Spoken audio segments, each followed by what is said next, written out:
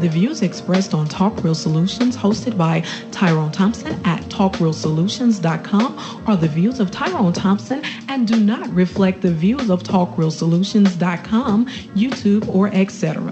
The content here belongs to Talk Real Solutions and its many contributors. Views and opinions expressed by all contributors belong to them and not talkrealsolutions.com or Tyrone Thompson, the host, or etc.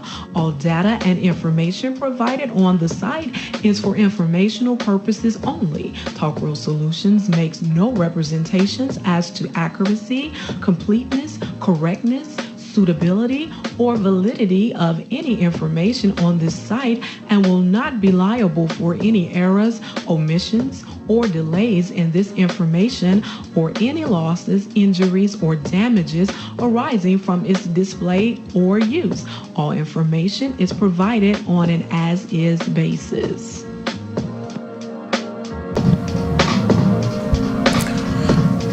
All right. Welcome to the show. This is Talk Real Solutions, and I am your host tonight, Tyrone Thompson. I want to thank you for tuning in. Today is March the 30th, 2023, and I want to invite you to go to talkrealsolution.com, and on there you will find the 3-point plan to Black empowerment and financial freedom. It has 3 points. The first point is to get together with like-minded people. The second point is to stop all unnecessary spending and save your money. The third point is, as a unit, invest or save your money in a verified and trusted institution. A great goal would be for you to open a Black-owned business, and right above the 3-point plan, you have a link to African American-owned banks. It's that blackout link there, and Economic Revolution. And I believe that we could all start moving our money to these institutions to start practicing group economics today. And check out the rest of the links and articles on the website. That's where we'll be getting the news stories from.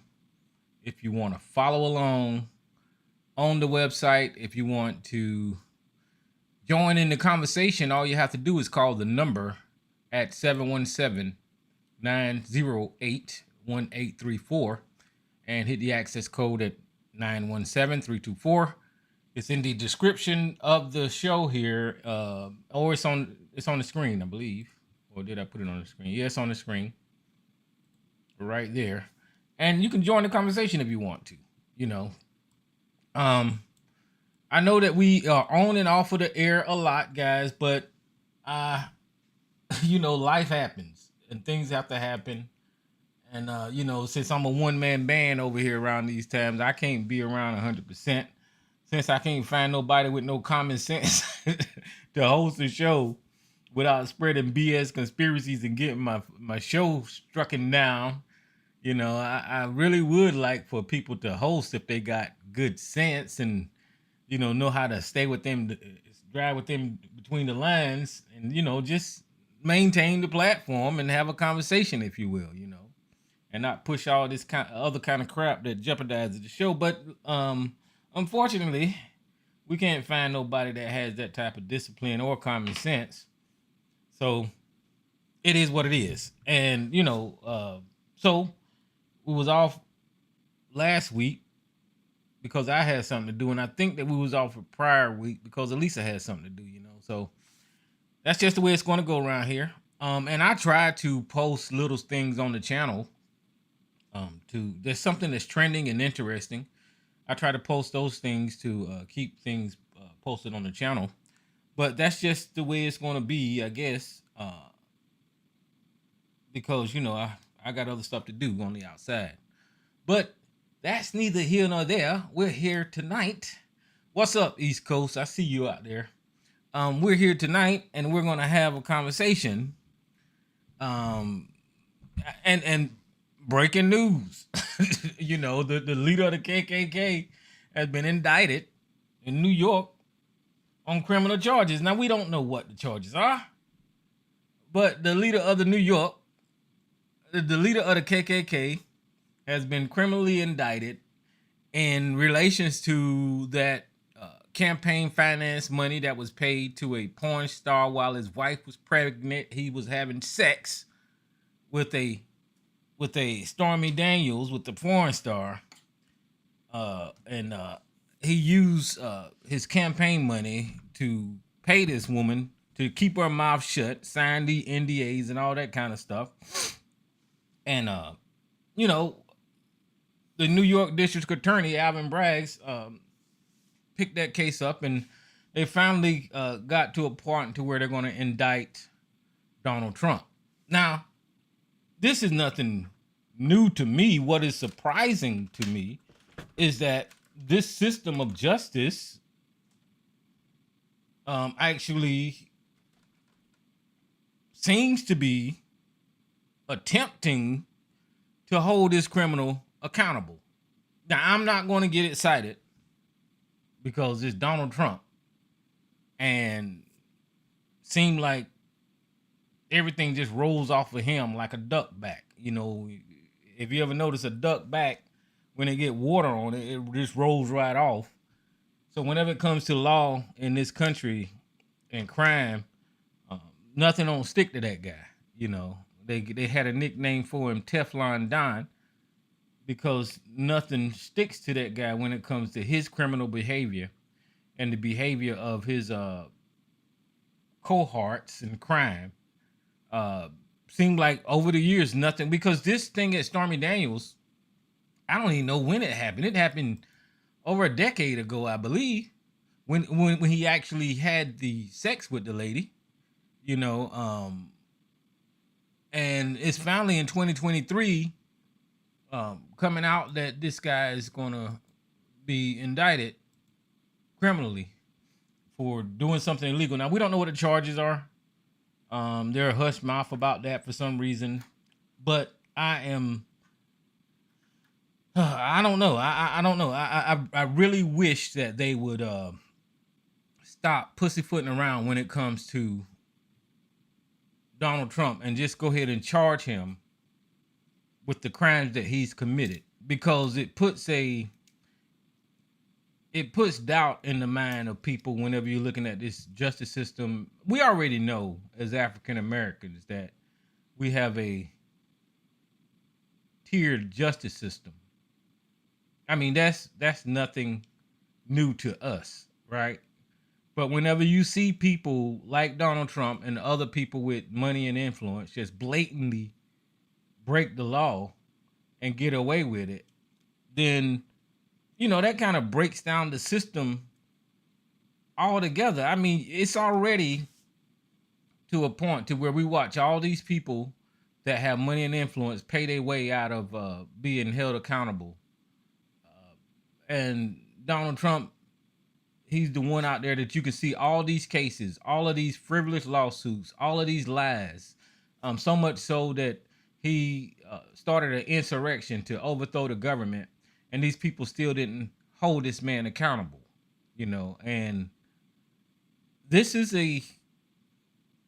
out of all the stuff that Donald Trump done, I think this is one of the smallest things that he could be held accountable for, you know. Fraudulent financial transaction. I mean, it's illegal, but he need to be held accountable for what he's done to this country when it comes to compromising the laws of this country and putting this democracy at risk. He need to be held accountable for some bigger things, like the stuff in Georgia. That's pretty big. The insurrection, that's pretty big. He need to be held accountable, criminally held accountable for this thing. But maybe this is, you know, this is the first crack in the wall. Hopefully. What's up, MJ and Frodo? This is the first crack in the wall. I know y'all was asking where the show was, but you know, I've been around. I had stuff to do. And like I said the week before, Lisa had stuff to do. So we here, you know.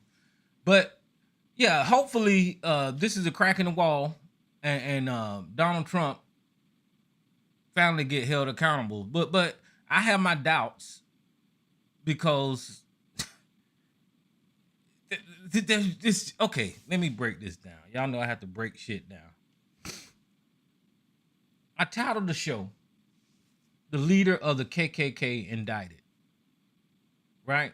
Because my entire life, when it comes to racism and white supremacy in this country, the origins of the racism and white supremacy, no matter how you look at it now, in America, kind of started with the Ku Klux Klan. Whenever the emancipation happened, whenever the 40 acres and the mules was offered to African Americans, whenever black people started living in this country and making their own way and progressing in this country, you had a rebellious people in white America that did not like that. So they donned hoods and got on their horses and terrorized our community. That's the origin, because before that they didn't have to conduct themselves that way because black people was owned as property and we really didn't have rights and all that kind of stuff. But after, black people were set free and they started making their own way in this country, came the creation of the KKK, and white Americans supporting the idea that black people will never be equal in this country, that we will not have rights in this country, that we will not get equal justice in this country. That mentality is rooted in the KKK from way back when, right? And you have to start there because people are confused about what is really going on when it comes to people like Donald Trump. People look at it through the eyes of politics. People look at it through the eyes of Democrat versus Republican. People look at it through the eyes of today. They're using the word of woke and anti-woke and critical race theory. Because the more you repeat things in a society, the more things, the more, the easier it is for people to cling on to that definition of what you're saying, right? So what has happened is an evolution of racism and white supremacy in this country that started with the Ku Klux Klan in the 1800s or so. And that evolved into like the black laws, the Jim Crow, the voter rights suppression, people not being able to vote, being disenfranchised economically, being over policed, the prison industrial complex, and just the entire time it's been a struggle throughout this country for black people to even have a fair shake or live equally or obtain justice in this country. So that's that. There's a timeline that I'm trying to draw out here to show you why it's important that we recognize that Donald Trump is the leader of the KKK. Now, people say that I'm disconnected when I speak so bluntly and actually tell you what's going on here when it comes to racism and white supremacy. People won't even associate the two whenever it comes to Donald Trump and the KKK. But I want you to think, instead of individuals, I want you to think about a mindset and an institutional structure behind what I'm trying to describe here, right? Which is racism and white supremacy. So, like I said, the origins in the 1800s evolved from people donning those hoods and riding those horses and oppressing black people and not allowing black people the same shake at life in America. And it evolved to something I'm gonna get to recent to what you recognize, right? So recently, whenever you look at the Black Lives Matter movement and the opposition to that, which was the Blue Lives Matter and White Lives Matter and All Lives Matter, that was the KKK in opposition to black people asking for justice. That's all that was. It was that same mentality rooted in the children of these racist white people in this country that was telling black people, even though we seen Trayvon Martin get shot down, unarmed, teenager, even though we seen George Floyd get murdered, lynched, even though we see Ahmaud Arbery get lynched, even though we see Sandra Bland get pulled over for a traffic citation and wind up dead, even though we watch all of these brown shirts, if you will, with badges, murder countless unarmed black people, even though we watch all of this carnage on our country, on our community, that somehow or another that's separated from the mentality that originated with the Ku Klux Klan in this country. But it's not. I see the connection the entire time about how racist and the ancestors of the Ku Klux Klan treat black Americans. There's always been that thread that connected the mentality of oppression in this country. It has never broken. But because of politics and media and the way that people are able to characterize things now, they try to make it a separation. They try to tell you that because black people was protesting, that somehow or another they're justly, they can justify going out there shooting and murdering protesters like Kyle Rittenhouse. You get that? That's KKK. That's the KKK mentality. That judge that we seen over the Kyle Rittenhouse case, that was KKK. Even though people say the KKK, no, that was the mentality that originated from racism and white supremacy in this country. That's what we watched in the Kyle Rittenhouse trial. We watched Donald Trump and Fox News promote that idea that somehow or another somebody can show up to a Black Lives Matter rally that is white, that has white skin, and murder people, right? And they are legally justified to do so. We watched the KKK on January the 6th show up to Washington, D.C. because black people came out and voted and changed the outcome of this election for the good of this country, if you will. We watched them try to take away our right to vote in 2020. We watched them destroy the Capitol. We watched them stop the process of nominating a president. That was the KKK. Now, some of them wore Proud Boys t-shirts. Some of them wore Oath Teachers t-shirts. Some of them wore Nazi symbols.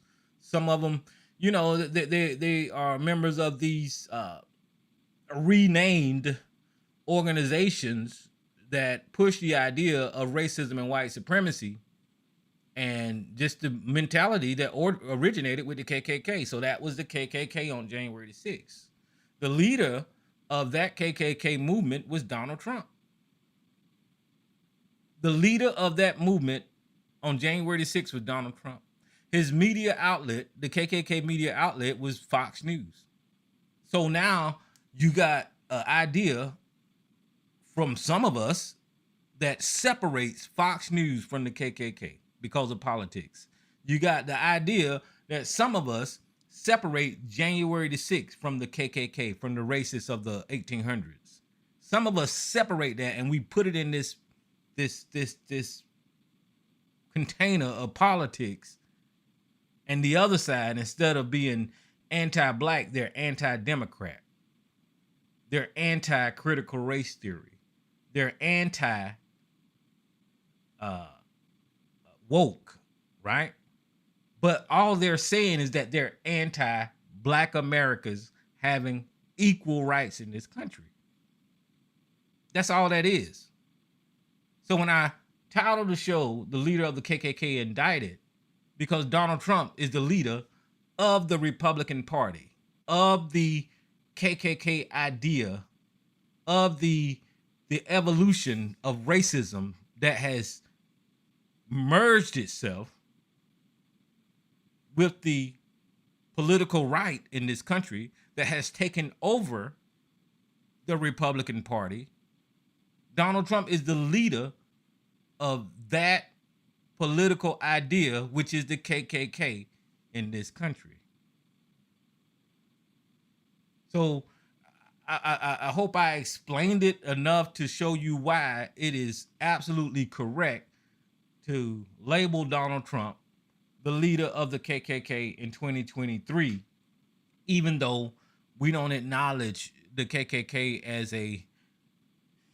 as a viable hate group or whatever. Even though they exist, they're not out there wearing hoods and doing whatever they used to do in mass numbers, because they have ingrained themselves into positions of politics, positions of power, positions of influence. They have ingrained themselves into the political party on the right and don't use those words. They don't associate themselves. But whenever you listen to a Marjorie Taylor Greene, whenever you listen to a Lauren Boebert or a Matt Gaetz or a Jim Jordan, whenever you listen to Fox News hosts, a Sean Hannity or Tucker Carlson or Jesse Waters, whenever you listen to them, whenever you listen to Donald Trump call Avon Braggs an animal on his Twitter feed, you know all of that originated with the KKK. Now, I always say, and I always allude to, America is going to have this problem because it did not handle that original sin. It did not live up to distributing justice equally. It didn't squash the racism from the beginning. That's the original sin. If you was going to make everybody fair and everybody have freedom in this country, originally you should have squashed all of that bullshit. There should have been no invisible army in the KKK. There shouldn't have been no racism, because you would have held people accountable soon as they started discriminating. But they didn't. They did not have that. They did not handle that original sin of racism and white supremacy in this country, which evolved into what we're looking at today, right? So you're going to have ingrained in this society the KKK, the racism and white supremacy, and somebody wanting to be in charge of that movement of hatred. So that's where you get Donald Trump from, right? Because if you think about his political campaign from its origin, that's all he preached was hate, right? He kind of tested the waters whenever he went out there and talking about building a wall, and Mexicans are sending over terrorists and baby killers, and so he was testing the waters with racism initially with his campaign. But that evolved into anti-black rhetoric, anti-Jewish rhetoric, anti-Chinese, Asian rhetoric. So he embraced the entire idea of racism during the evolution of his political uprising, because that's what it was. It wasn't directly anti-black on the microphone whenever he was out there promoting it. Now, at his rallies, when he was campaigning, he was throwing black people out of his rallies, right? He was saying that he's the law and order candidate. We all know that's dog whistle for you're anti-black. I mean, that's been well established in this political system. When if you say that you're law and order candidate, then you're anti-black. There's a whole damn book written on it, so I ain't got time to break that down for you. But the law and order is dog whistle for anti-black. I think I did I put up a video on the channel that to where they started using other words. What was the name of my man? I can't even think of that racist name. Atwater. If you go look at the channel, you'll see how I think his name was Atwater. Explain in order to race against the Democrats, then they would have to use substitutes words for the to mean anti-black.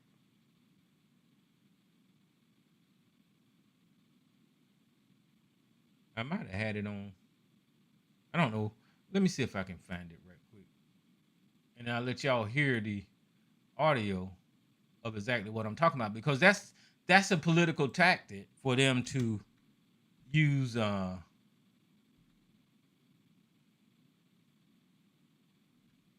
might not be on here. It's not on here. I ain't gonna look for it. But that's a political tactic for them to use words to replace their racism. Instead of using the word nigga, they will use other words to call out black people. I think his name was Bill Atwater or some shit like that. Now see, now that's stuck in my mind, and I can't move past it. Hold on for a minute, y'all know I get stuck on things, so.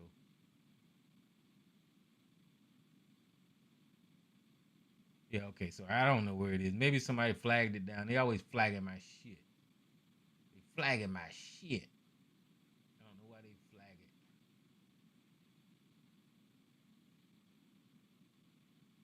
Oh, the Southern Strategy. That's what it was called. The Southern Strategy. And I think his name was Atwater.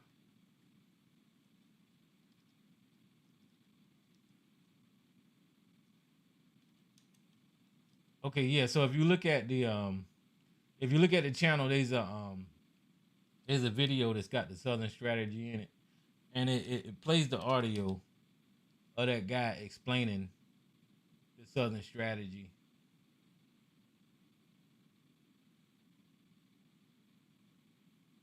And it's basically, instead of using, like I said, the harsh word of calling black people names, they started using words like busing and different things that would suppress black people in their political rhetoric, to show that the candidate was actually speaking in opposition to black people and oppressing black people, but they was doing it in public. And you've seen that evolution of terms when it came to Blue Lives Matter, All Lives Matter, when it came to critical race theory, and now the word woke, that just means black, if you guys didn't know. That's exactly what they're talking about. And that's what Ron DeSantis is doing. That's what he's doing. That's what Donald Trump does. That's what all the political people on the right does when they say woke. That's what Fox News media is doing. That's what everybody is doing. But the mainstream media, for some reason, want to leave it in the purview of politics, when it's not just politics. It's about how this country is founded with discrimination and racism, and white people wanting to always oppress and keep their foot on the neck of black people. That's what we hear. That's what you hear when you hear people like Sergeant ABC defending these ideas that I'm criticizing right now. They hate themselves. We got some people in our community that hate themselves so much, or they look up to white America so much, that they just throw their ancestors to the side, throw their struggle to the side, the community struggle to the side, and they want to promote that side. And so they use those terms, woke and anti-CRT and all this kind of bullshit, because political leaders like the now indicted KKK leader and Ron DeSantis and Fox News, they have beat that drum beat into their head so much that you got people in our own community that has fallen for this indoctrination and self-hate of our own community. Now, when we're talking about Donald Trump, that man has committed so many crimes and gotten away with it. And the reason that he's gotten away with it is because he's the leader of the KKK. So what do you mean, Tyrone? So these people, and I'll give you a couple of examples, right? He's the leader of the KKK, Mitch McConnell, KKK. Jeff Sessions, KKK, Bill Barr, KKK, right? He's the leader of the KKK. And whenever he first got into office, and he hired his family, Jared Kushner, Donald Trump Jr., Ivanka, that was unheard of. For you to use nepotism as the president of the United States to employ your family members. I don't think Jared Kushner ever got a clearance, a security clearance. And the reason that I'm saying that he was protected by racist white America is because the Republicans were never calling out the fact that they had a president in the White House that was hiring his family, enriching himself off of the office of the president, allowing his children to use the White House as a piggy bank, and using the influence of that office to make money all over the world. They were never calling him out. Why? Because he was the leader of the KKK, and somehow or another, with white America, I don't know why they think like this, but with white America, whoever's in charge, they think that that person, that racist that is in charge, all of that influence and power and money is going to trickle down to them, and they're going to benefit off of it. So, you know, I got my man in office, so I'm not going to say anything against him, even though it's illegal. So they never called him out for violation of the Emoluments Clause. As a matter of fact, they never called him out when he was caught dead to wrong with that Valencia phone call. When Donald Trump made the phone call to the Ukraine, trying to influence an American election by using a foreign leader's president to demonize and criticize his political opponent, everybody seen the phone call. We seen the people come in and testify and say, yeah, this man told this guy to call Fox News and demonize Joe Biden by saying his son did something wrong and that would cripple him politically. That's what the hell happened. But whenever he got found guilty on all of those accounts and went before the rest of the KKK in an impeachment trial, what did the KKK do? That's my man in office. I'm not going to charge him with shit. Right? Second impeachment. Whenever Donald Trump stood on the Capitol, the grounds of Washington, D.C., and called a herd of insurrectionists to the Washington that day when they was certifying election, and then turned that crowd towards the fucking Capitol to stop the certification of the president, we all watched it on TV. There's a historical account of the tweets. They are text messages showing people, telling us that Donald Trump is complicit in getting these people to Washington. Donald Trump is complicit in making phone calls. We heard him on a phone call with the Georgia goddamn Secretary of State, trying to tell that man, or the governor, whoever the hell he was talking to in Georgia, telling that man to find him 11,000 votes. But what did the KKK do in this country? Whenever it came to time to hold him accountable, the KKK said, well, no, that's my man. We're not going to hold him accountable, even though he broke the fucking law. We watched Donald Trump become the biggest mass murderer in the history of the world for political reasons by giving people misinformation about a worldwide pandemic and watching his own people die. What did the KKK do? Well, I'm going to take my damn horse medicine because my leader said this is what I'm supposed to do. I'm going to stick some damn UV light up my ass because my leader said this is what I need to do. That's how supportive the KKK base is of the people that they think is going to benefit them with racism and white supremacy. We watched Donald Trump lie to the American people during his political campaign and promise the nation that Mexico was going to pay for the border wall. We watched that lie. And everybody was like, yeah, if a white man is saying it, then it's got to be true. As soon as he got in the office, he shut down the fucking government because he couldn't get your money. Look it up. I believe the government was shut down more than up under Donald Trump than any other goddamn president. But what did the white people do? Oh, we need to pay for the wall. What?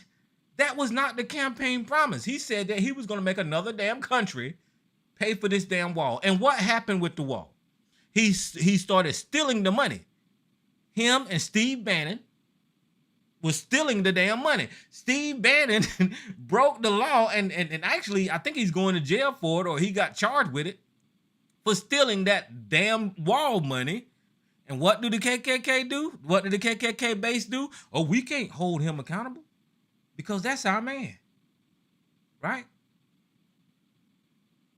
So that's how the KKK works.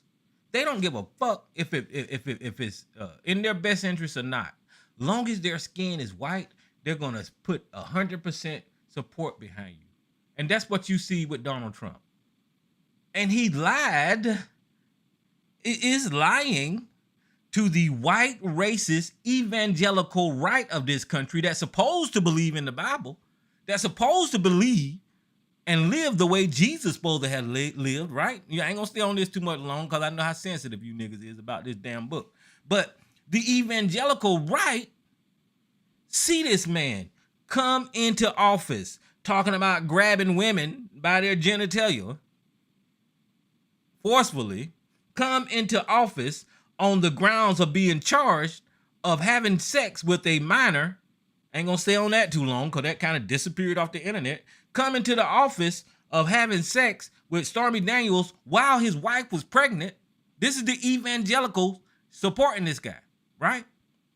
Come into the office lying about paying the hush money to Stormy Daniels. The evangelical, right? Evangelical, racist KKK church cult in this country, what they say do? Well, we ain't gonna hold him out. We ain't gonna call him out. That's my man. That's what white America do. They coalesce behind you if you have white skin and you're anti-black. It doesn't matter. It doesn't matter if you're right or wrong. If you break the law, they're gonna coalesce behind you. And the reason that he's the KKK, and I know that what I'm talking about is true, right? The reason I know what I'm talking about is true is because you have not had one, listen to what I'm saying. You have not had one white prosecutor hold him accountable to the rule of law. Look in Georgia. You got Fannie Willis, a black woman. Look in New York. You got Alvin Braggs, a black man. And who's the other lady in New York? I can't think of her name, but that's a black woman. right? So these white KKK members in this country is not going to hold their leader accountable. And that's why you see Donald Trump get away with crime after crime after crime, because they own the systems. They write the rules. They allow whether he's going to be held accountable or not, and 9 times out of 10 they're going to hold him accountable. As a matter of fact, with this last charge, this indictment, you watch the House of Representatives in Washington, D.C., Jim Jordan, reach out to a state, Alvin Braggs, and try to interfere in this investigation that's going on with Donald Trump. This just happened a couple of days ago. That is unheard of. That is unheard of. The federal government should not have anything to do with local investigations. And they did it at a time where there was not even an indictment or a charge yet. There wasn't even a charge or an indictment, and Jim Jordan wrote a letter to Alvin Braggs trying to interfere with that judicial process of that investigation into Donald Trump. That's the KKK supporting each other. So we got a problem in this country, and people don't look at it for what it is. Oh shit, I got 2 KKK members in the chat room right now with Sarge and ABC. Take your hoods off, niggas. But we got a problem in this country with racism and white supremacy, and we're not calling it out like it should be called out. We're not holding people accountable like they should be held accountable, because we allow it to happen.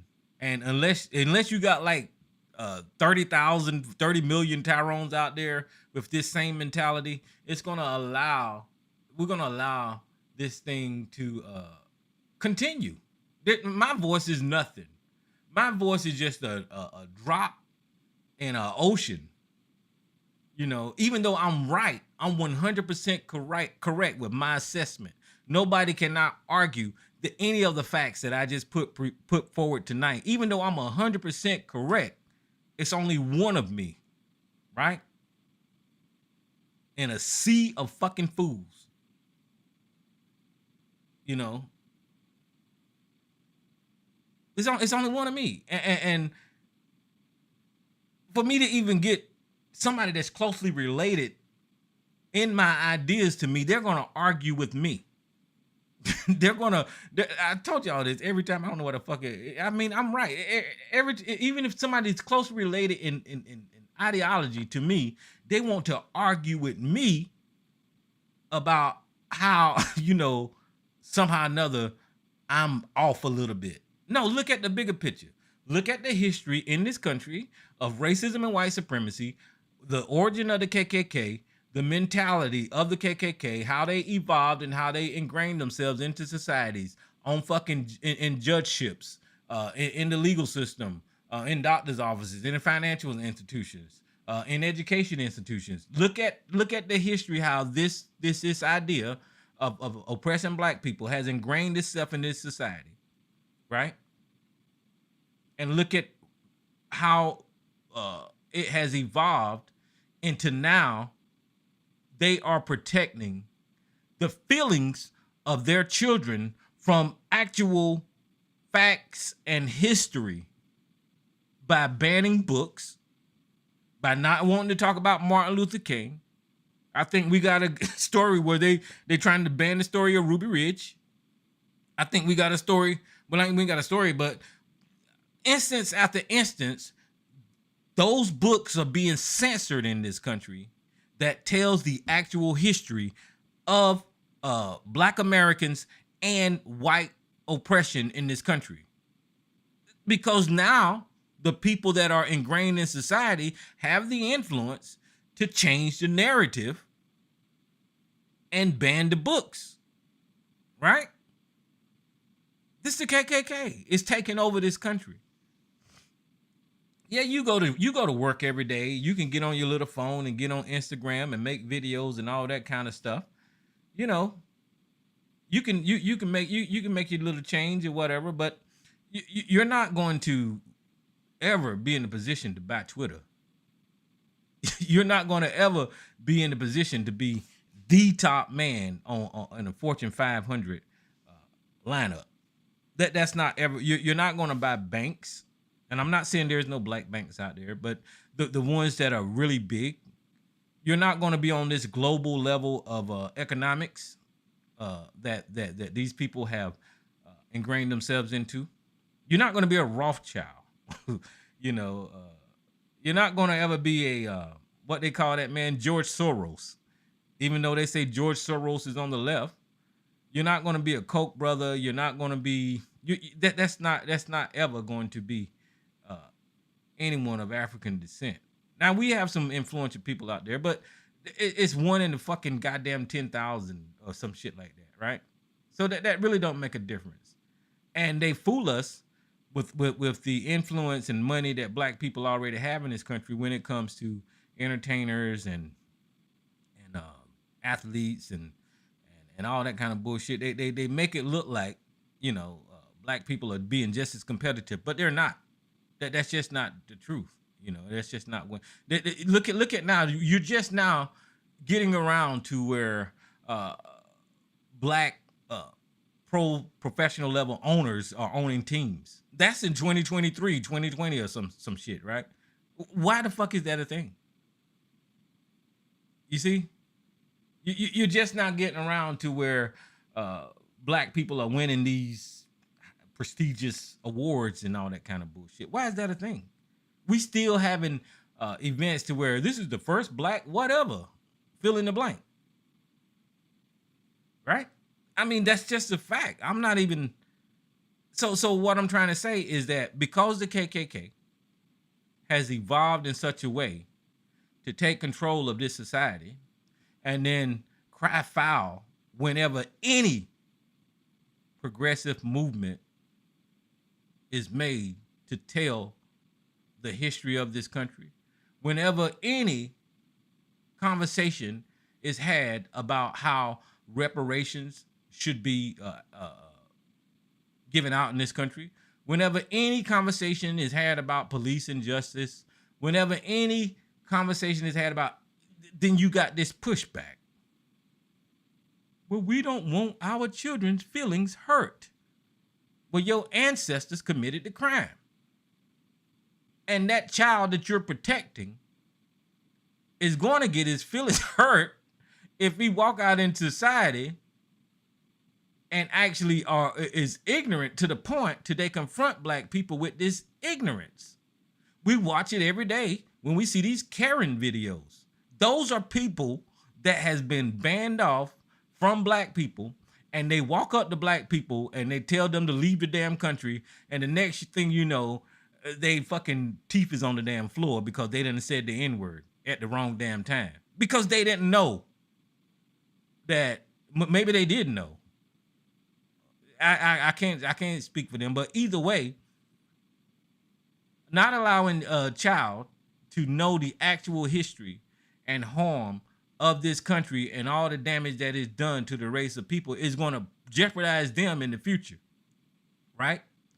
Because you're going to run up on the wrong person trying to influence some, and they're going to fuck your shit up all day long. That's just what's going to happen. So when I was coming up, it was an uneasy conversation that society was having about race, right? The very first time I remember kind of having an open conversation about race is whenever the Roots movie came out, right? That was very uneasy for a lot of people. It was eye-opening. It was the history of slavery told like it's never been told before, documented through a book of historical research and all that kind of stuff, right? And then I'm not saying that it was 100% accurate, but it was a different view of what we knew to that point. when that Root series came out, right? It was a different view, and it affected this country in such a way, it kind of changed the way things was going in this country, right? I remember people saying the next day when they went to school that there was a lot of fights that broke out after that movie. You know, because people up until that point, or that series or whatever, people up until that point was looking at things one way. You're black, I'm white, blah, blah, blah. And then now you can see the truth. You can see the truth about your origins, your mindset, your religion, how they treated you, why they own that property. You see what sharecropping was, right? You see how they kind of just kept everything, all the resources from you, right?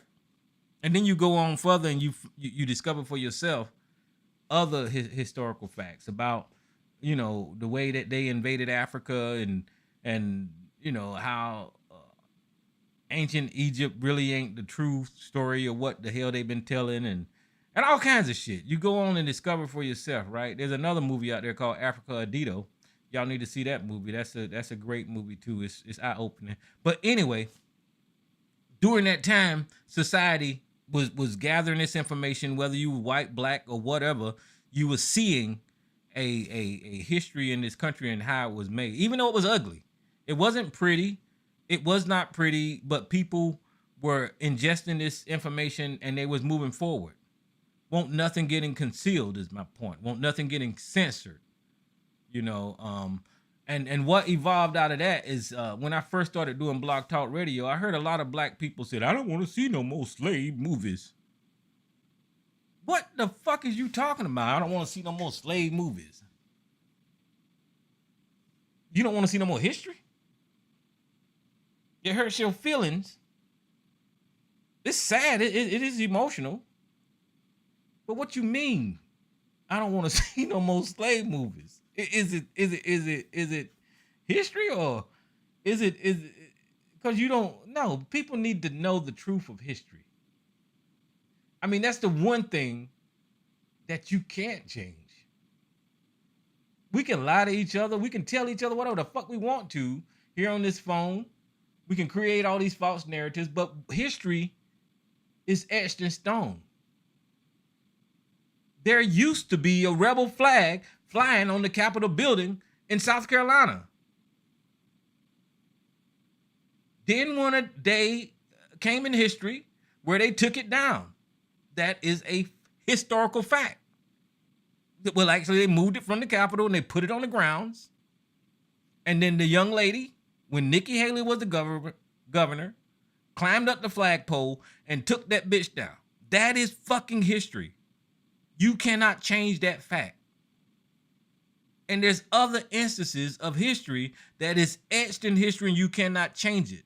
What white America is doing with this anti-CRT, what Donald Trump is the head of with this anti-CRT and this anti-woke movement is they're trying to subdue those things, right? When you look at Charlottesville, the reason that they was marching was to remove a statue of a white racist person so black people who was oppressed by this person wouldn't have to watch this motherfucker every day, right? That's the reason that they moving the statues. That's the reason that they removed the goddamn Confederate flag. Because you want your society to where people can live comfortable in this society and everybody can feel all right and contribute to society. You don't want nobody to be oppressed, but these people want to oppress you by hiding historical facts and only giving you the good white guy. You know, that's what ABC wants to see. The good white man, you know. They didn't do nothing wrong. He wants to sit on Tucker Carlson's lap and have him tell good historical stories about white people. That's what ABC wants. He's like a big fucking little coon baby. with a coon bill bone. You know, want to hear the good wipe. That's what SARS wants. Every time I tell you about how genocidal white people is on this planet, that man will call in here and say, white people ain't bad. And then he'll come up with some bogus ass statistic about the criminality of black people. Right? But let me show you that's what's not in the statistics. All the crime that Donald Trump committed is not in that statistic. Right? But now, Donald Trump is going to have to do a fucking perp walk because he's been indicted. If Donald Trump don't show up to New York, guys, they're going to have to go to Florida and get his ass because he's now indicted. And now he's got to go answer to those criminal charges. But where is the criminal critique for Donald Trump? I want you to give me the stat for Donald Trump. I want to see his mug shot. I want to see that motherfucker in handcuffs. I want him to stand up there and take those fucking charges like the criminal that he is. That day is coming. Now, I don't know if that man is going to ever see a day behind bars. He probably won't. But now we know that you support a fucking criminal. Now we know because over the years, you've been promoting the ideas of this KKK member. You've been supporting the criminal behavior of a fucking criminal. We know how dumb your ass is because you can't see a criminal and you're following the ideas of a fucking criminal. That's what you've been doing. Whenever you support Donald Trump and he was talking about the coronavirus, you supported a dumbass criminal. Whenever you were supporting Donald Trump and he was talking about the fraudulent 2020 election, you were supporting a fucking criminal. I told you everything that you're repeating from the right is coming from a goddamn criminal. That's what the fuck it is. Excuse me. And look, people on this phone that call in here, especially, you know, the people that follow us, they smart enough to know what the hell Donald Trump is. We all know. We all know what Donald Trump is. He's a goddamn criminal. Now, I follow Donald Trump on his true social platform, right? And well,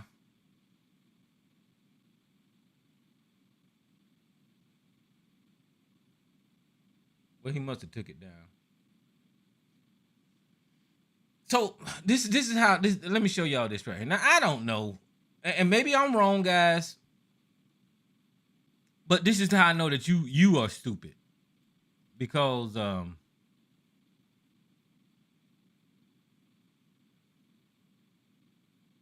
let me show you how dumb you is.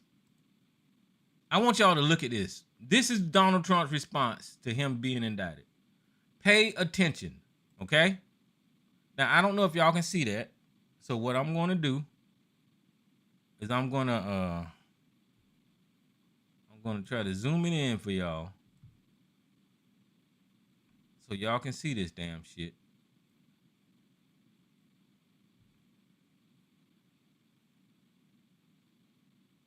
Oh shit, I got the wrong damn thing. Hold on. I done resized the wrong shit. Hold on. I need to grab that.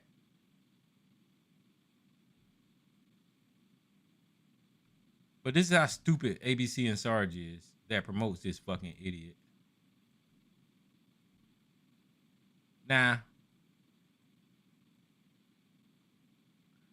and I could be wrong. Maybe I don't understand English that well, right? Maybe I'm just one of these people that don't know how to speak properly and all that kind of shit, right? I don't know. But I want y'all to tell me what we see here.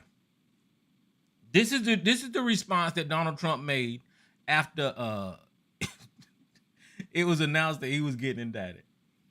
It said these thugs and radical left monsters have just indicated the 45th president of the United States of America and the leading Republican candidate by far for the 2024 nomination for president. This is an attack on our country, the likes of which we've never seen before.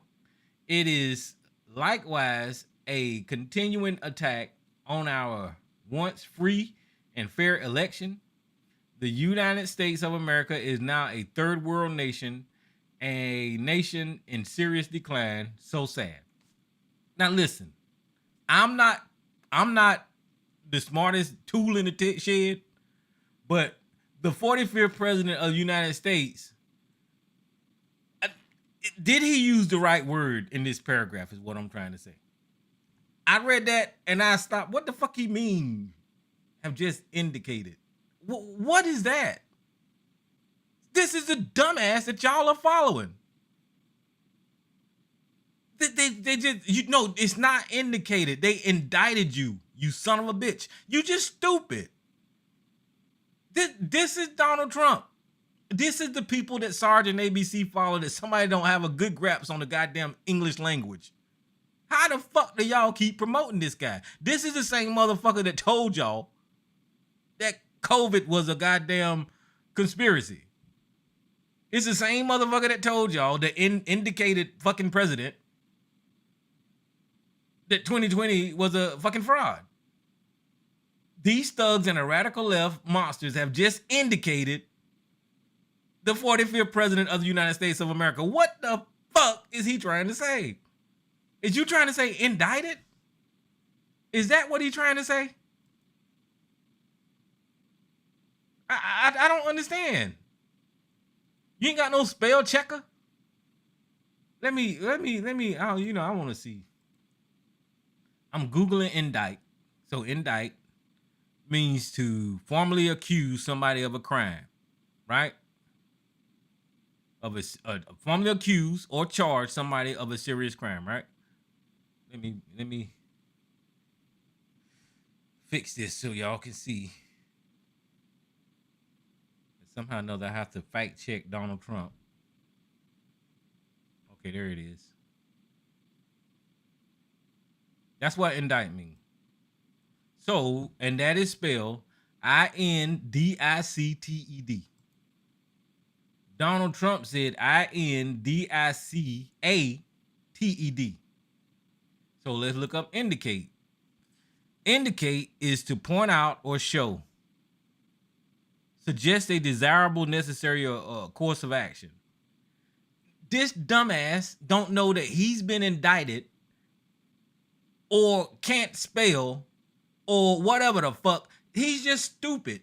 And I hope that this is played over and over again, his response to show you how stupid this man is, to show you who the fuck you've been defending is a retarded fucking idiot, a grifter that's done conned y'all out of it. He can't spell. He can't spell. So now I know I've been running off at my mouth. And guys, I really appreciate you guys calling in. I know we've been off the air, but like I said, I had shit to do.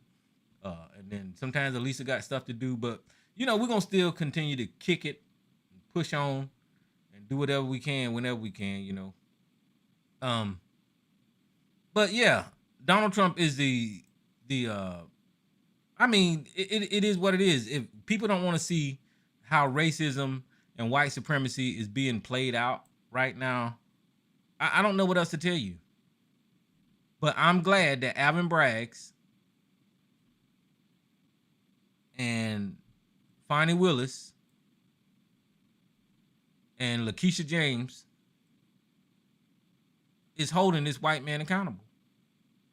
I've said before, the only way that America is living up to its own promises to its citizens is when black people hold this country accountable.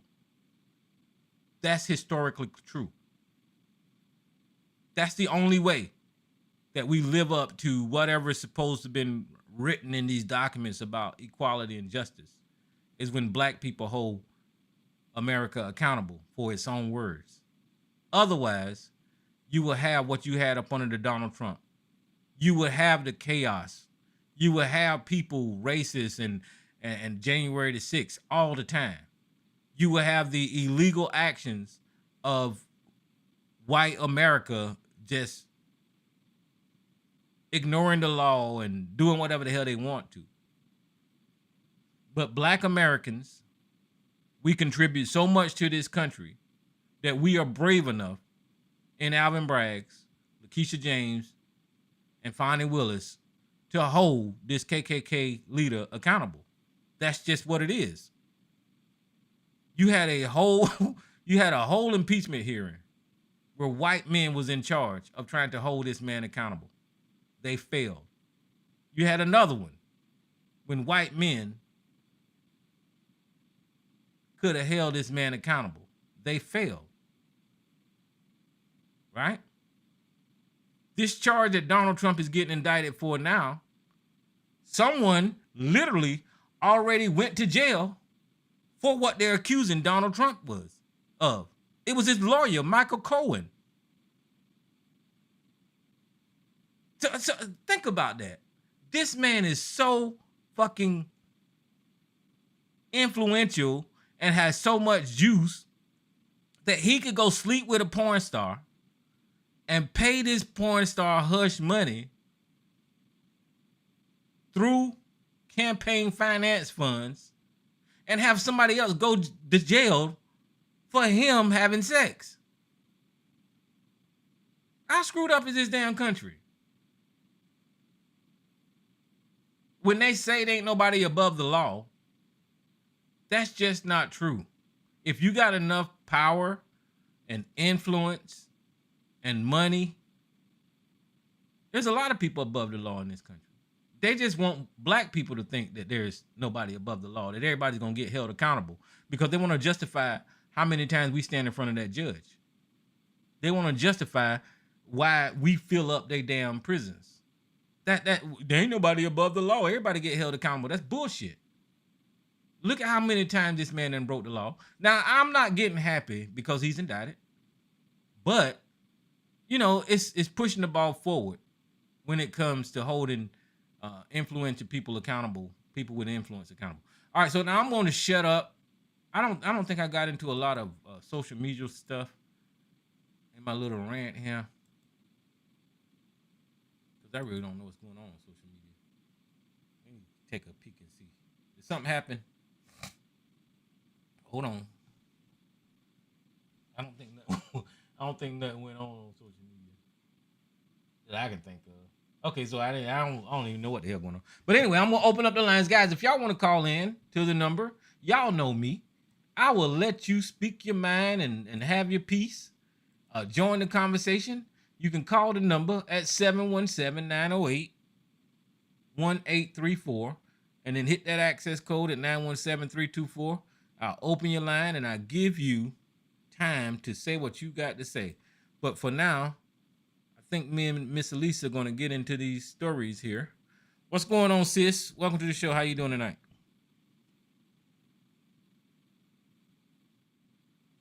Are you there, Lisa? Hello? Oh, hey, Tyrone. I'm sorry. I was on mute. I'm just talking. I was on mute. How you doing? What's happening? How you doing tonight?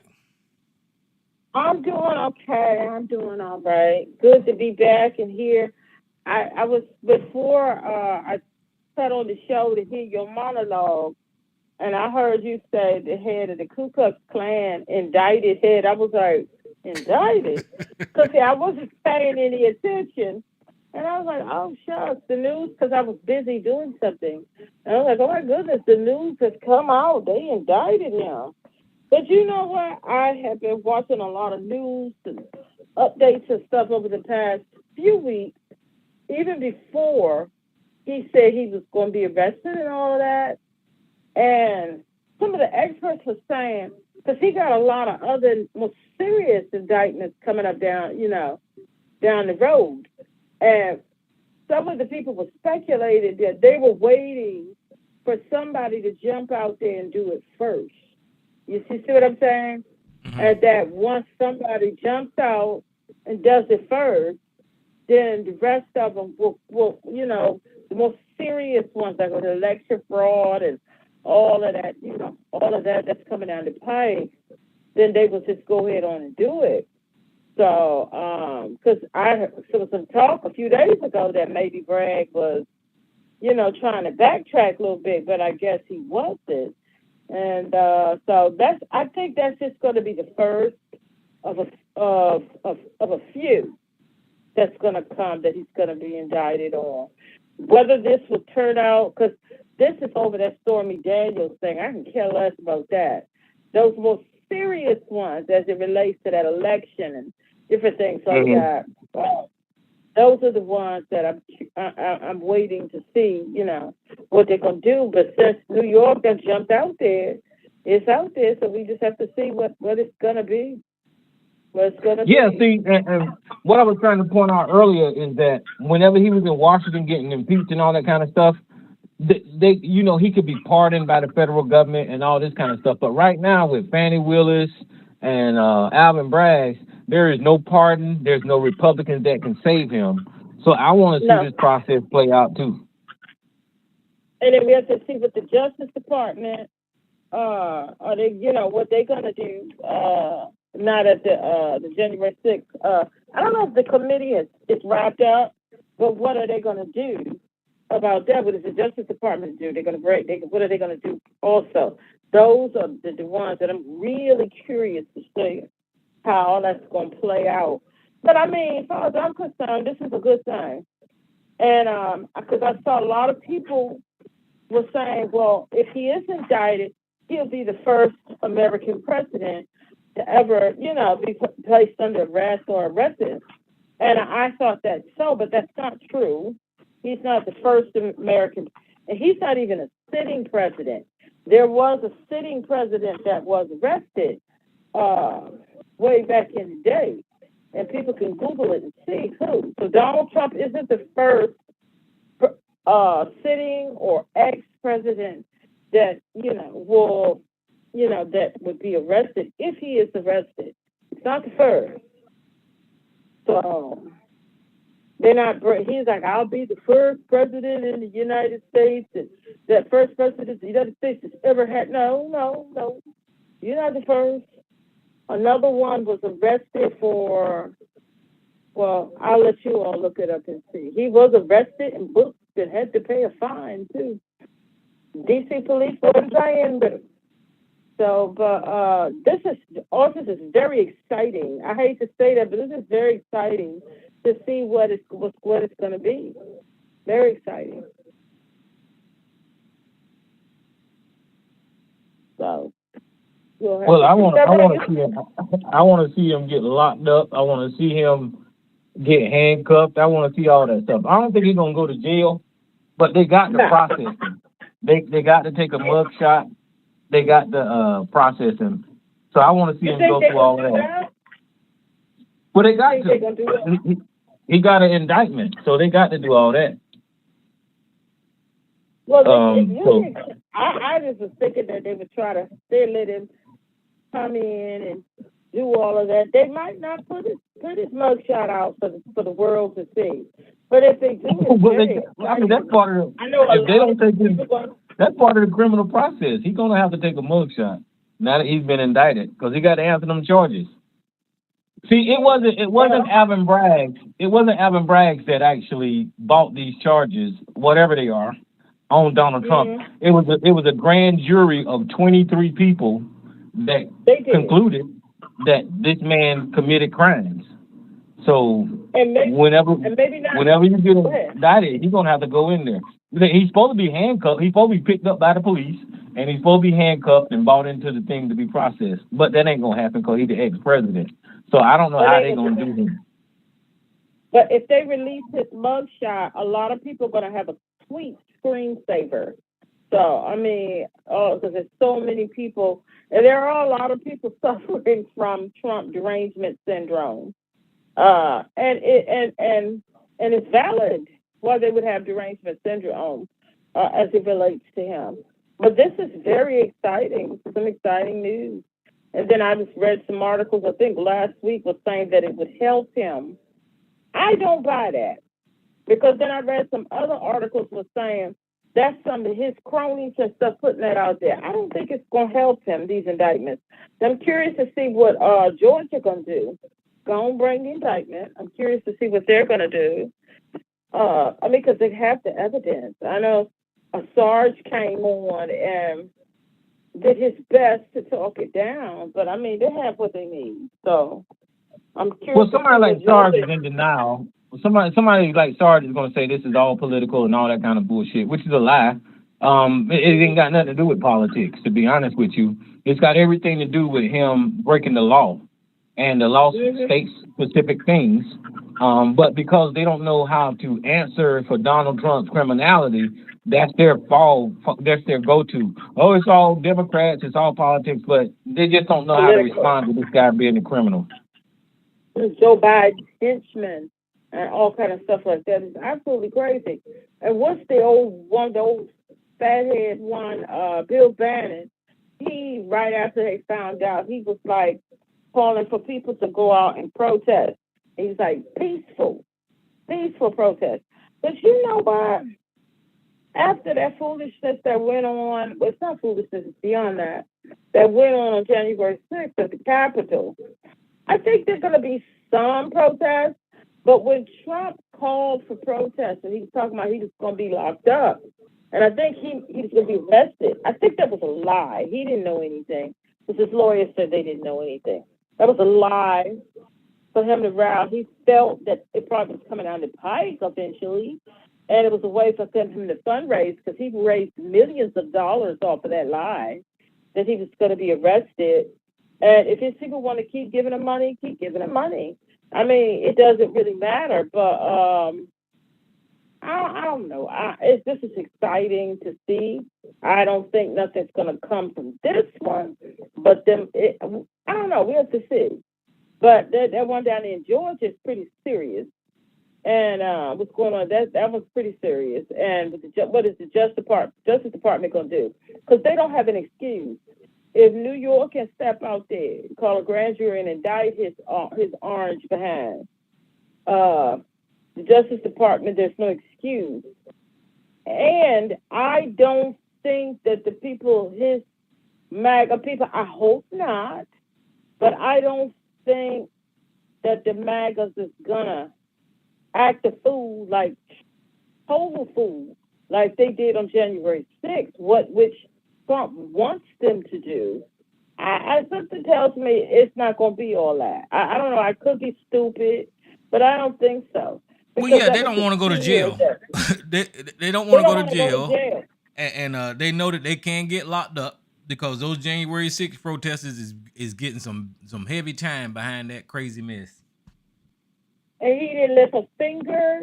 He didn't give any money. He didn't do anything to help those people. And so I think a lot of people are thinking about that. And they know, like in D.C., because it's the nation's capital, when they act a fool, the Fed, the Capitol Police didn't go as hard on those people out there because, after all, it was the capital. But I don't think New York ain't going to play that. They're not going to play that. They will be cracking skulls, and if them people come out there and try to act a fool, they're not going to. It's not like it's the capital. It's not like it's the people's capital, and it'll be a totally different situation. But I do think some will probably try to come out there and do a little something. But I don't think it's going to be like January 6th. And I hope Bragg and his family and all their co-workers and stuff have very good security and stuff, because you have a lot of crazy, these old keepers and Proud Boys and them old dumb MAGAs from bum up America. I mean, they will try and do things. I hope they have really good security and stuff like that. And that if anybody try anything, you lock them up under the federal prison and throw away the key. So But yeah, I mean, this time, I mean, the last time, the police organization, the FBI, all those people look like complete idiots by allowing those terrorists to take over the Capitol. So the response this time is going to be completely different. It should be. They shouldn't allow criminals to just roam the streets and vandalize stuff. So I think those people know that. That was only a one-time deal for white America to tear up the Capitol. So I don't think that they're going to be out there and tearing up stuff like they did on January the 6th. And if they do, and the police let them get away with it, I don't know what the hell to say about the police in this country. I don't know what to think, but you have to remember, Trump was president, so some of that was organized by keeping the National Guard away. And, there was a lot of, that was the inside, and with the Capitol Police, their chiefs. Not allegedly, this is just my opinion. I think he was involved in some of that too. That's why he gone. But Trump is not president anymore. So well, yeah, you had the Capitol Police, you had the FBI, you had people in high levels of government that supported that MAGA stuff. So they allowed them people to come up there and do whatever they wanted to do. But that's not going to be the same as New York. I mean, it's just going to be completely different. Fine.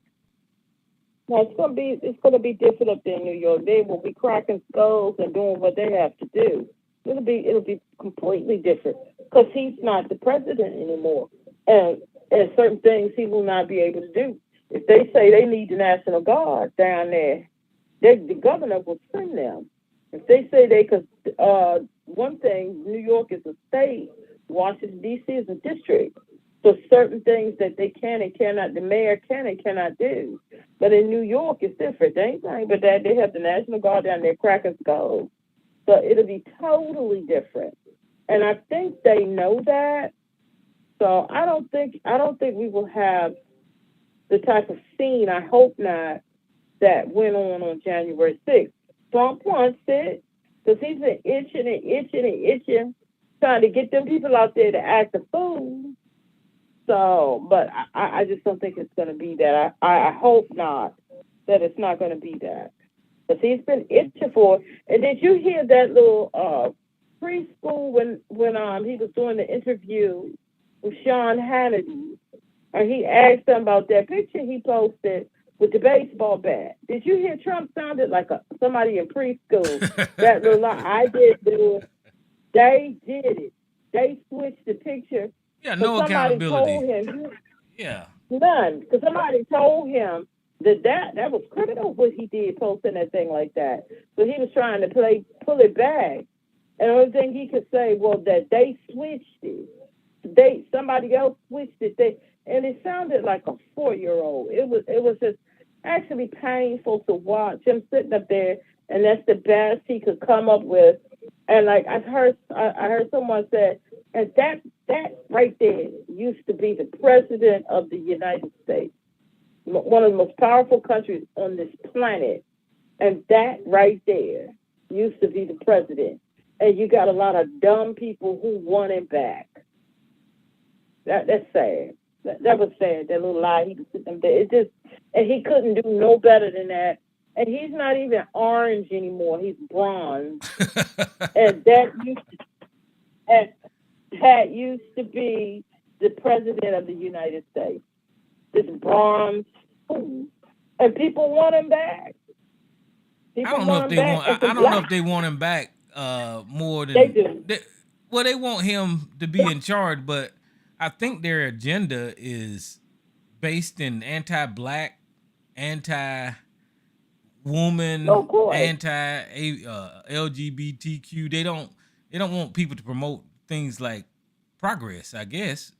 They want to take the country backwards. They want to take the country backwards, and his people, that's what they want. They want to bring back, like people used to say, the old guard has to die out.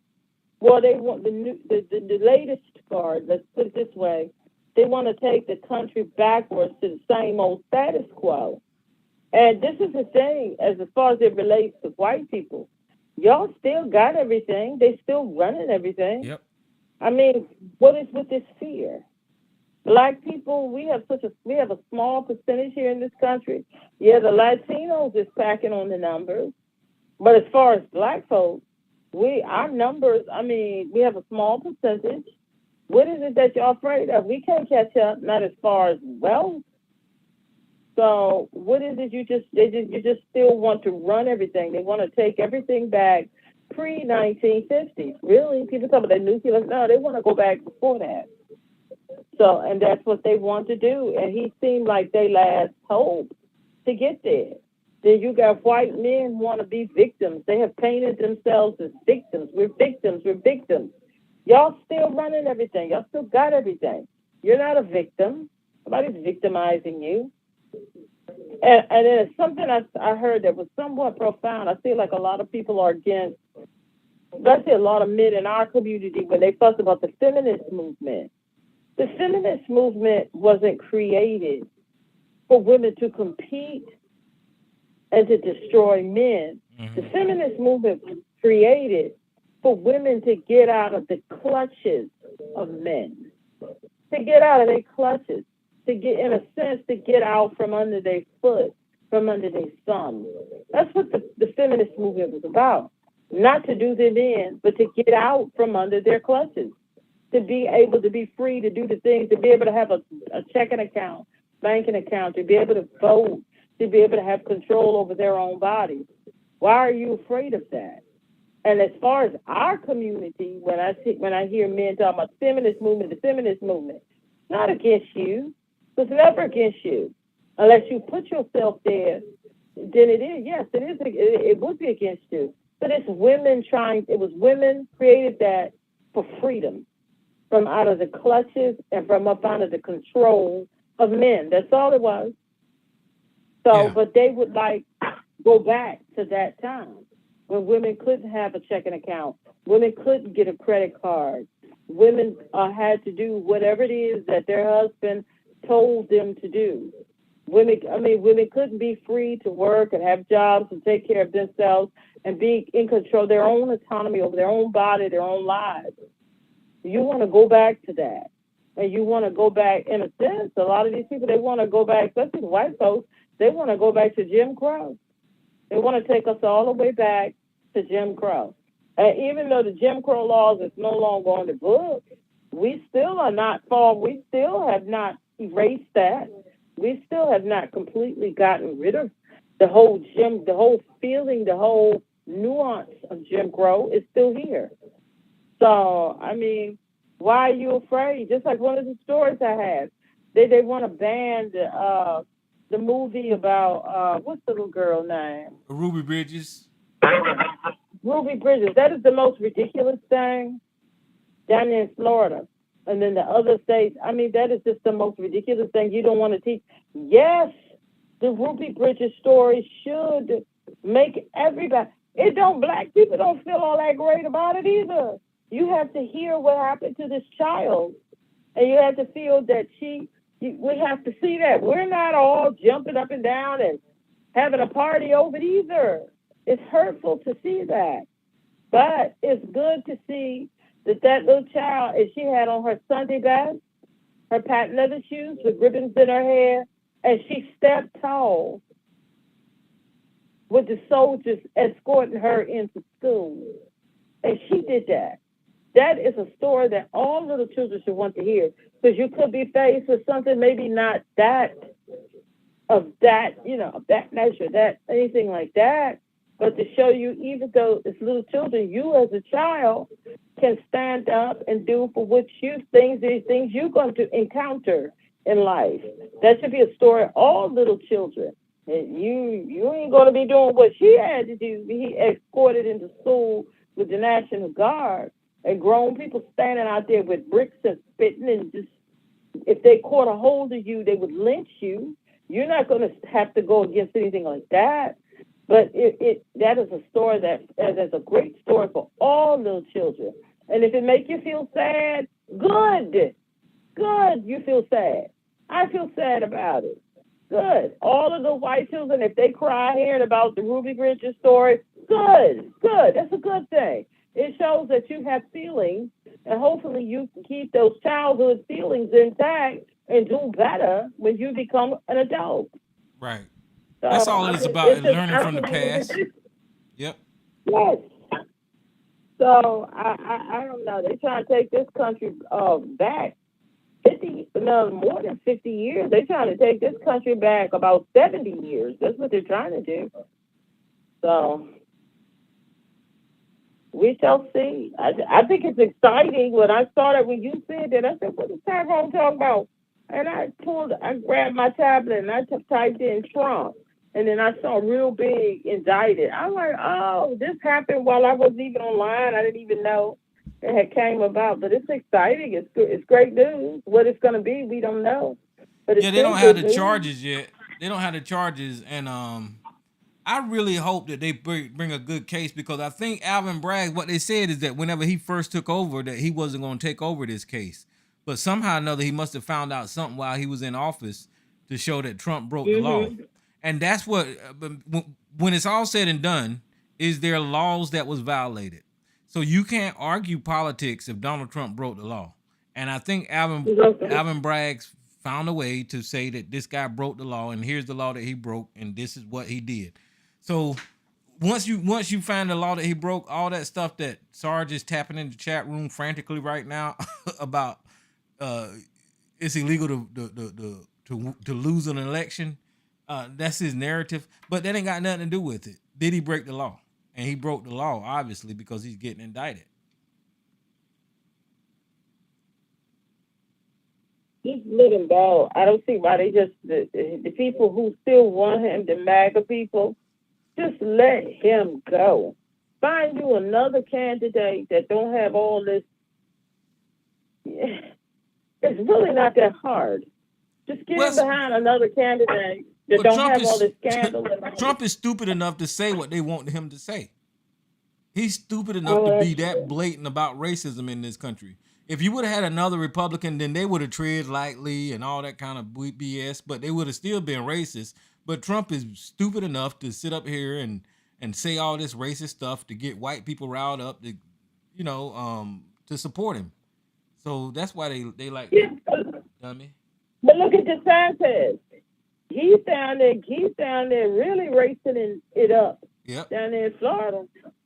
I mean, get him, choose him. I mean, he'd probably be worse because he's smarter. But I don't know. And the person you could talk about was Lee Atwater. Did you ever get this thing, Lee Yeah, that Atwater? was Lee Atwater. I couldn't remember his name. Hmm. And Ronald Reagan used that same playbook for some of the stuff. They all had Bill Clinton did it too. They all had Jimmy Carter did it too with his little smiling self. All of them, all these white, all of them, they used Lee Atwater's playbook when they got into politics. They used it in some form and they threw out them dog whistles. Well, that's what It's that. Well, like that's you what were that. That's saying. why they're using the word woke so much because they just replacing Yes. the placing the word black or whatever with woke, and Mm-hmm. it rolls off the tongue for them, and it don't sound offensive. But I mean, as an African American, I know exactly what they mean when they say anti woke or anti CRT. Yeah, I know what it means. Yeah, And anybody who's LGBTQ plus IA, they should know what that means because it's against them too.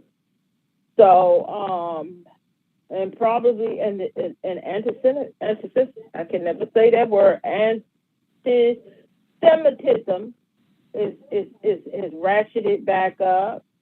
So I mean, and the Asian people them too, because I never heard so much. The Oscars was whoa, because the Asian people gave them some awards.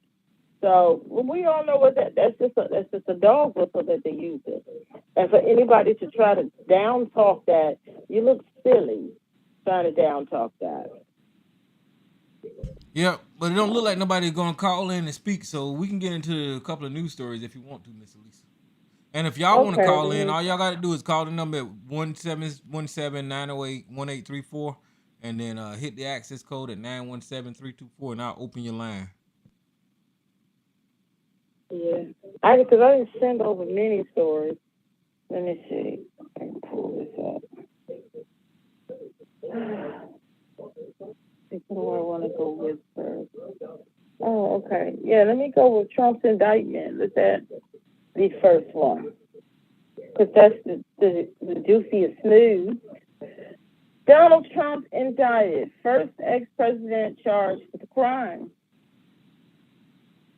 Well, he's the first ex-president, but he's not the first president. He's the first president to be indicted. A Manhattan grand jury has voted to indict Donald Trump on charges involving payments made during the 2016 presidential campaign to silence claims of an extramarital sexual encounter. His lawyer said Thursday, producing the first criminal case against the former president, the U.S. president, and a jolt to Trump's bid to retake the White House. Trump, who has denied any wrongdoing and has repeatedly attacked the investigation, called the indictment political persecution. It and predicted it would damage Democrats in 2024.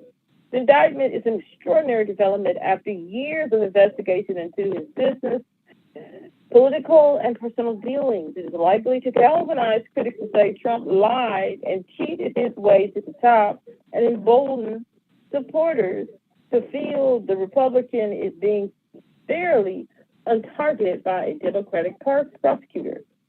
In a statement, his lawyer, Susan Nicholas, I butchered that, and Joseph Tocopina said, he did not commit any crime. We will vigorously fight this political persecution in court. The district attorney's investigative centered on money paid to porn actress Stormy Daniels and former Playboy model Karen McDougal, whom he feared would go public with the claim that they had an extramarital sexual encounter with him. Trump was expected to surrender to authorities next week, though the details were still being worked out, according to the person familiar with the matter, who was not authorized to discuss the matter that remained under seal. In bringing the charges, the Manhattan District Attorney, Alvin Bragg, is embracing an unusual case that had been investigated by two previous sets of prosecutors, both of which declined to take the politically explosive step of seeking Trump's indictment. In the weeks leading up to the indictment, Trump railed about the investigation on social media and urged supporters to protest on his behalf, prompting tighter security around Manhattan from the courthouse.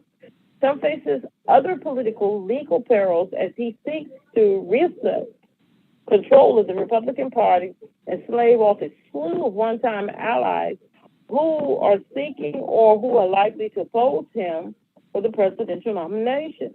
The district attorney in Atlanta has for 2 years been investigating efforts by Trump and his allies to meddle in the Georgia 2022 vote count. And the U.S. Justice Department Social Counsel is investigating Trump's storage of classified documents at his Mar-a-Lago home in Florida and his efforts to reverse his election laws. The fate of the hush money investigation seemed uncertain until word got out in early March that Bragg had invited Trump to testify before the grand jury, a signal that prosecutors were close to bringing charges. Trump's attorney declined the invitation, but a lawyer closely allied with the former president briefly testified in an effort to undercut the credibility of Trump's former lawyer and fixer, Michael Cohen. Late in 2016 presidential campaign, Cohen paid Daniels $130,000 to keep silent. I'd have took the money too. $130,000 to keep her silent about what she says was a sexual encounter with Trump a decade earlier after they met at a celebrity golf tournament. Cohen was then reimbursed by Trump's company. The Trump Organization, which also rewarded the lawyer with bonuses and extra payments logged internally as legal expenses. Over several months, Cohen said the company paid him $420,000. Earlier in 2016, Cohen had also arranged for the publisher of the supermarket tabloid, The National Enquirer, to pay Playboy model Karen McDougal $150,000 to scout her story of Trump affair in a journalistically dubious practice known as catch and kill. The payments of the women were intended to buy secrecy, but they backfired almost immediately as details of the arrangements leaked to the news media. Federal prosecutors in New York ultimately charged Cohen in 2018 with violating federal campaign finance laws, arguing that the payments amounted to impermissible help to Trump's presidential campaign. Cohen pleaded guilty to those charges, and unrelated tax evasion accounts for served time in federal prison. Trump was implicated in court filings as having knowledge of the arrangement, but the U.S. prosecutor at the time balked at bringing charges against him. The Justice Department has long-time policy that it is likely unconstitutional to prosecute a sitting president in federal court. Bragg's predecessor as district attorney, Cyrus Vance Jr., then took up the investigation in 2019. While that probe initially focused on hush money payments, Vance prosecutors moved on to other matters, including an examination of Trump business dealings and tax strategies. Vance ultimately charged the Trump Organization and its chief financial officer with tax fraud related to fringe benefits paid to some of the company's top executives.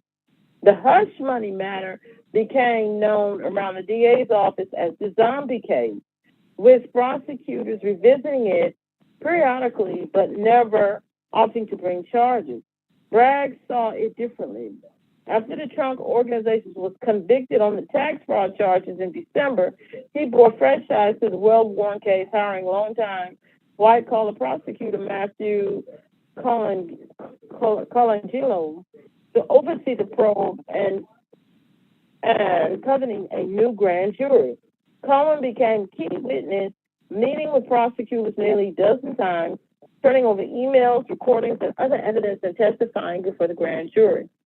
Trump has long described Manhattan investigation as the greatest witch hunt in history.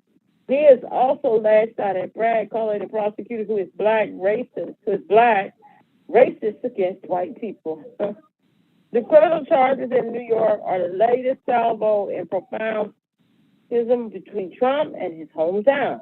A reckoning for one-time favorite son who grew rich and famous, building skyscrapers, hobnobbing with celebrities, and gracing the pages of City's gossip press. Trump, who famously ripped in 2016 that he could stand in the middle of Fifth Avenue and shoot somebody and wouldn't lose voters, now faces a threat to his liberty, or at least his reputation, in a borough where more than 75% of the voters, many of them potential jurors, went against him in the last election. As New Yorkers, they didn't like Trump. They always used to hear the talking that they felt that he never fit in. They thought he was brass and all this other stuff that they were saying. So I'm not surprised that this is coming from New York. That's why he didn't bother to go back there, because he knew the people didn't want him there, or the rest of his family. So this is exciting. I'm curious to see how it's going to turn out. It's interesting. That's all I got, Tyrone. Yeah, I agree with what you just said. I agree with this article too, because it breaks it down and kind of points to the direction that Alvin Braggs is going in, and it refers to his lawyer Joe Tacopino. And in 2018, there's a clip going around of Joe Tacopino saying the complete opposite of what he's saying now, defending Donald Trump. I uploaded. Let me see if this is it.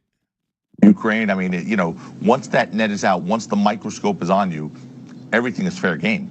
And it's hard to argue, oh, you can't look at this or you can't look at that. So yes, if there's an issue with that payment to Stormy Daniels, being that it was made on behalf of the candidate, okay, and it was not declared, that's fair game, unfortunately, if that's the case. And, quite frankly, Michael Cohen, again, has made statements that would give rise to suspicion for any prosecutor to say, that doesn't make sense, that a lawyer took out a home equity loan with his own money, paid somebody that he didn't even know on behalf of a client who, by the way, had the wherewithal and the money to afford $130,000. And by the way, didn't tell the client about this settlement agreement. It's an illegal agreement, it's a fraud. If that's in fact the case, the straight face test. And quite frankly, if that is what happened, we have a potential campaign finance issue. Yeah. Okay, now that's Trump. That's the guy that's representing Trump today. Now that's him in 2018 telling us it's illegal, it's campaign finance violation, it's a fraud. So that's him in 2018 saying that these are the crimes that Trump potentially committed back then, when he was assessing the crime that wasn't assessing the situation that wasn't associated with the case at that point. Now, this is the guy that's representing Trump and defending Donald Trump in this New York situation, and now he's saying the complete opposite. Now, I'm not a lawyer. I don't know how the legal system works, but because this lawyer made this public statement in the past publicly on CNN the way that he did, somehow or another, that should be bad for Trump. I don't know legally how, but that just kind of don't look right because you don't have to talk to me. That's Trump lawyer saying that it was illegal. That's Trump lawyer saying it was campaign finance fraud. That's Trump lawyer saying that something was wrong with Michael Cohen paying the money, hush money, to Stormy Daniels for Donald Trump. That's not me. So maybe Alvin Braggs has put all this together and saying, okay, well, here's the laws that you broke. But let me get this unknown caller. Who is this? What's going on, man? What's up, Jay? All right. Yeah, just on the comment, it's funny how things end up, huh? All of this trail that we have been on, and finally, what I would say is almost like the impeachment, right? So here we are, and I would like to see now that we're here, because I really didn't expect this, I really didn't expect this, but here we are. So again, it's where this goes, because it ultimately is about convicting. This cool, they're indicted. Now, do they indict and convict? Then, you're not mission accomplished, but you can say, okay, boom. So, that was done. So I'm just gonna sit back, watch this unravel, and I want to see all these tough guys. No, excuse me. I don't want to see, but we'll see if his supporters that are screaming and yelling are going to be out in front of that courthouse and going to cause a stir out there. Because in New York City, they're not going to play the bullshit they played in D.C. Let's get that right. They're not going to play that shit over here. You try to come with the fucking shotguns and all that crazy shit, you're going to get probably put in prison. And if you try to act violent, you know what comes with that. I'm talking about against the police over there. So, and innocent people that's just there. So I'm just saying, we're going to see what's going to unravel now. All these tough talking people talking all that jazz and jive on these stations, talking all this stuff. Because now the truth is going to be revealed. And I know a lot of people ain't going to like it. I'll leave it there. Glad y'all back. Oh, yeah. I mean, listen, guys. I'm kind of excited, like Elisa was saying. I want to see what's going to happen, but I'm a realist too. This is Donald Trump. This is the guy that stuff just slides off of him. So I don't know how far they're going to go with this, but I do know since an indictment means that he needs to go formally be charged in New York. And I was watching Al Sharpton earlier today, and what Al Sharpton pointed out is Donald Trump is going to have to go to the same building, the same courthouse that the Central Park 5 was accused of those crimes. And y'all know what Donald Trump... something, huh? Y'all know what Donald Trump said about the Central Park 5. So now he's going to have to stand up there and go through that same process for those guys that was exonerated. And he still wanted to accuse them of crimes and say that they should be thrown into the jail or whatever he was saying about those guys. He's gonna have to go through that same process that he was critiquing those guys for. So are you saying that he would have to take a mugshot picture? Is that Is that right? Well, that's what. Whenever you get indicted, they're gonna have to get you to that building and process fingerprints and process you. Right? So part of the process is fingerprints, mugshot, and find out what charges you got and all that kind of stuff. Now the next part is supposed to lock him up, but they're not going to do that because they're going to write paperwork and send his ass home. Yeah, because he got Secret Service with him and all that kind of stuff. But that's supposed to be part of the process. Right. So we'll see. Right. Well, I hope, if anything, because now, Sarge, now is officially, you can walk in with him and turn him in when he comes in there. I mean, if you want to be honorable, bring him in, with class. So I'm just saying, he has to come in. I just seen it that he has to turn himself in, right? Sarge, maybe that'll be a good position for you to, segue right in. Bring him into where he belongs, and it'll also remind you of when you was doing your job again, right? So I'm just saying, I'll leave it there. Well, Frodo just wrote in the chat room that Donald Trump is facing. What did he write? Okay, I 30 counts. 30 counts of business fraud. Yeah, he said Donald Trump is indicted related to business fraud for more than 30 counts of related business fraud. Yes. So I don't know how he gonna. I don't know how. I don't know. Jay, he gonna get booked.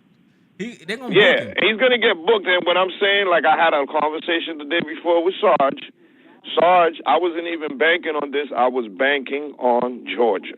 Georgia is where the meat and the bones of this is. And I'm just saying, I was caught shocked. I said, they're going to let him go. When they delayed it just the other day, they said yesterday. Remember, they said, we're going to push it to next week or next month, they said. I was like, what? I said, oh, shit, something's going on in here. And wow, within 24 hours, a couple of hours later today, I see the headlines. I said, holy crap, are you serious? But again, we say this is just one end, one part one, because in order to go through the whole system and do it correctly, he has to be convicted.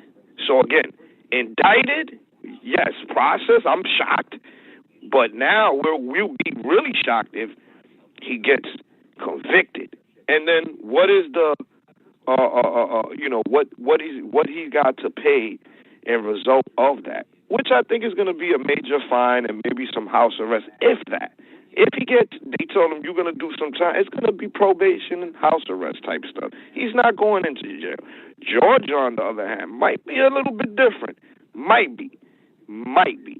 But I'm just watching this. I'm not taking any prediction, but I will predict this. He's not winning the presidency. He will not be the president this year, this coming presidency. He has too much baggage.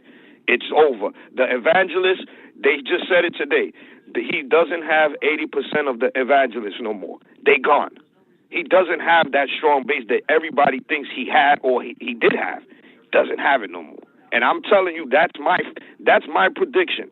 I won't say whether he's going to prison. I don't know. But I do know this. He will not win the presidency. All right, and the reason that this is significant, right? Because everybody was talking about Stormy Daniels, right? That's one. Mm-hmm. That's one of the situations.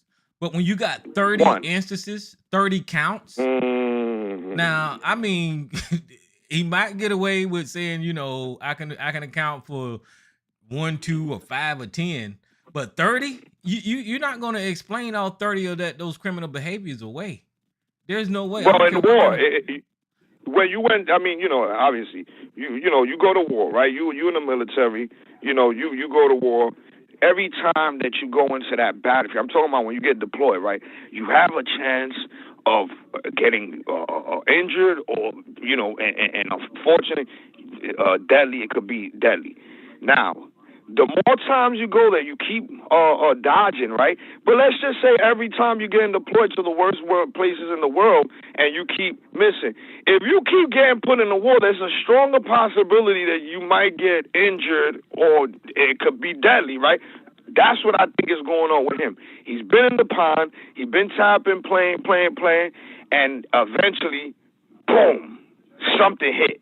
And that's what I'm saying. Is it going to go full-fledged, or is it going to be just a slap on the hand or slap on the wrist type of thing? Yeah, we're embarrassing you in person. Yeah, put you through the whole process, and then you come out doing probation. That's how I look at it. Yeah, and I think that he's freaking out about this because this is I'm going to show y'all his. This is his Truth Social again. And 2 hours ago, he said these corrupt Democratic prosecutors, all from poorly run, very dangerous Democrat-run cities, are not going to choose the Republican nominee or the next president of the United States of America.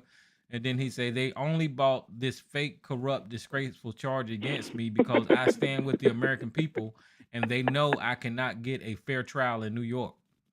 That's a dog whistle. So what is he gonna say in Georgia when that shit comes down, huh? What is he gonna say about Georgia? He's gonna blame Kemp. And by the way, I played a whole hour, Tyrone, while Sarge heard it, of that phone call, the famous phone call in Georgia, the whole full 1 hour and change that he tried to manipulate the guy, whoever was in charge, what is it, Attorney General, to overturn. He said he has the number. So I hope this guy's digging deep and understanding what's happening right now. Or like they say, the chickens are coming home to roost. Yeah, man. I agree. These people on True Social are pretty upset. So I don't know. I don't think they're gonna do nothing. I don't think they're gonna do that. I hope not. Yeah, I hope not. But I'm gonna be honest. I don't think they have the fire's over. It's not about. Look, people are tired. Even those people, they're like, you know what? I'm done. It's the same concert. It's Elvis in his you know, not in his prime. It's Elvis when he's dying. You know, the same old. Those hits ain't. It's tiring. Those hits ain't hits anymore. They just repeats. People are exhausted with this man. Even his own party, they exhausted when they tired.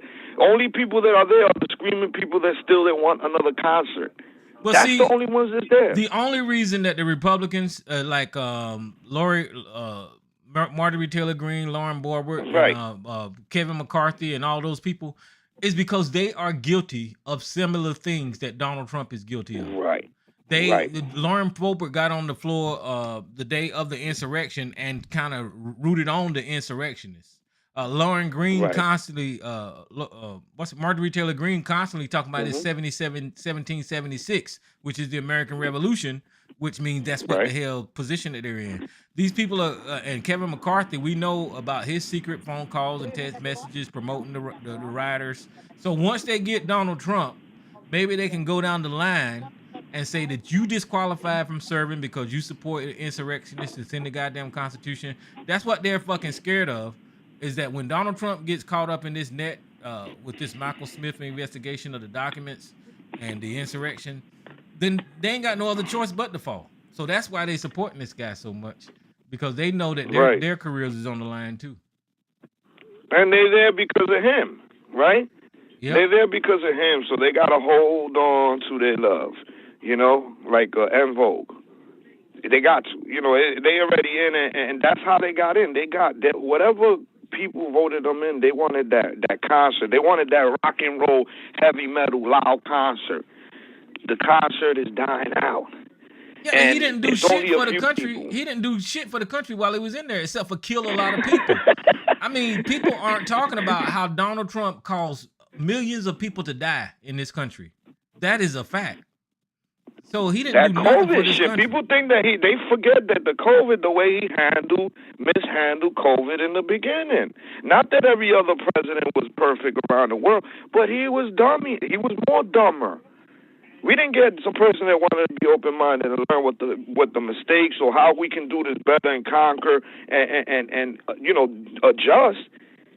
He was a mess. He could not handle it, and it's not just COVID. He probably, who knows how many people committed suicide because he was just president. Yeah. He said, the world's going to end. I'm going to kill myself. Yep. You know, I mean, there's a lot of people that are damaged by this man's presence on just out there. You know, how many targets he has caused. And then the other day, he went to Waco, Texas to have his rally. Oh, no. And he was playing a song that was created by the people that were locked up. By convicts. By convicted fucking felons. He's playing that for his rally song. Don't forget, Tyrone, come on, Tyrone. They're doing good on iTunes. They're number one on iTunes, Tyrone. That's what he said. He said, but they're number one on iTunes, Spotify. Does he realize what's going on? I don't know what planet. This guy, he might be from another planet for real. He's stupid. Oh yeah, without a doubt, definitely stupid. But what we can do, Miss Elisa, is go to another story. Don't look like nobody wanting to talk to us in that. But Jay, We're gonna hold him on the line.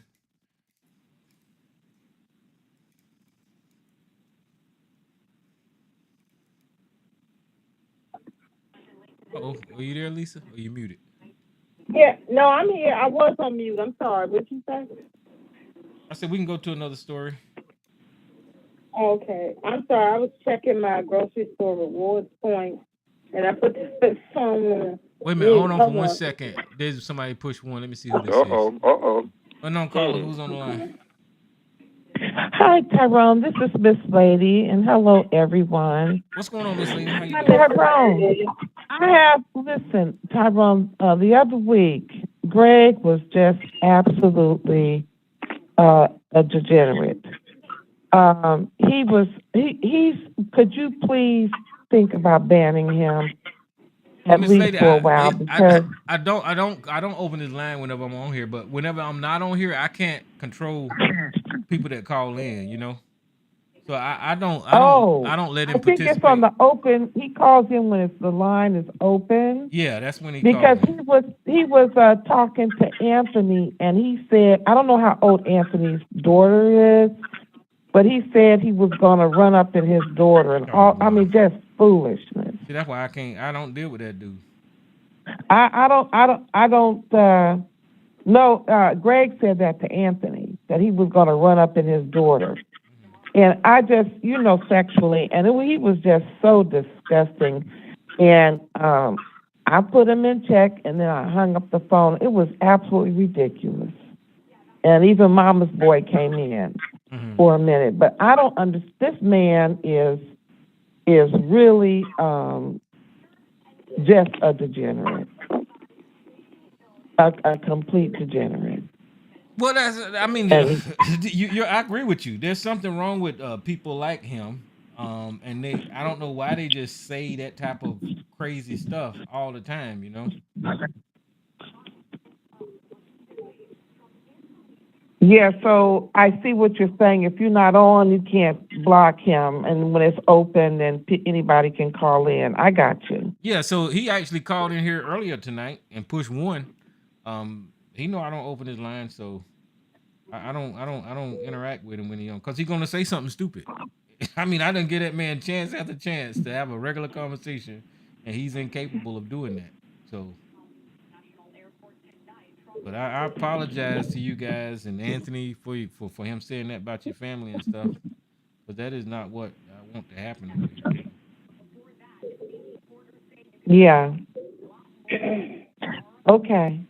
All right, thank And you. oh, happy indictment day. I know, right? Yes. Happy Indictment Day.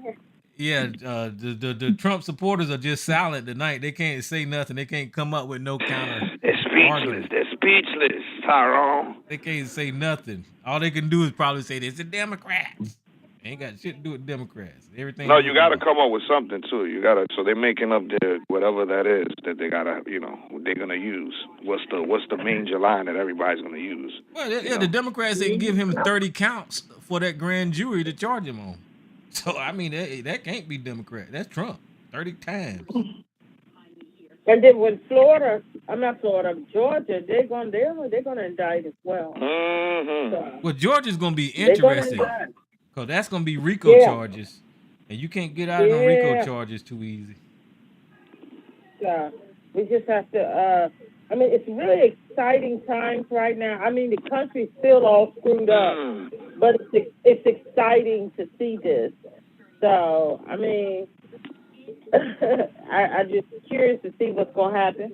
I can't wait till the Florida indictments come down, and the Justice Department has no excuse, none. They need to bring indictments as well. They say when the information comes out, from the investigation, that people are going to just be like floored. So we shall I can't see. wait. Yeah, we shall see. We shall see. Because, like, I had heard that they were saying that he was leading, and Ron DeSantis has not even said he's running. I hope he does it. But they were saying that that the supporters, he still had a lead. This is how it was put.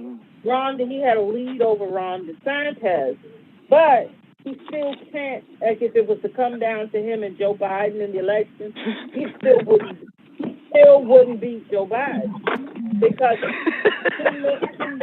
too much of the country doesn't want him, regardless of what that fickle Republican Party does. Too much of the country does not want him. But he still couldn't beat Joe Biden, even if he tried. And Joe Biden need to go sit down somewhere. I wish he would.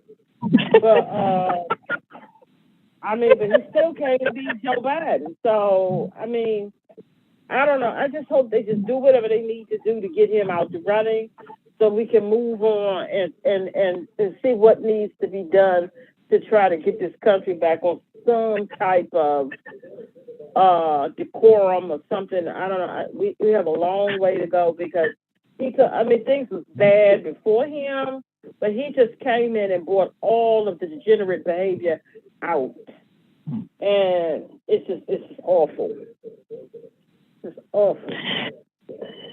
Yeah, it just seems people have gotten just much worse in their behavior toward people.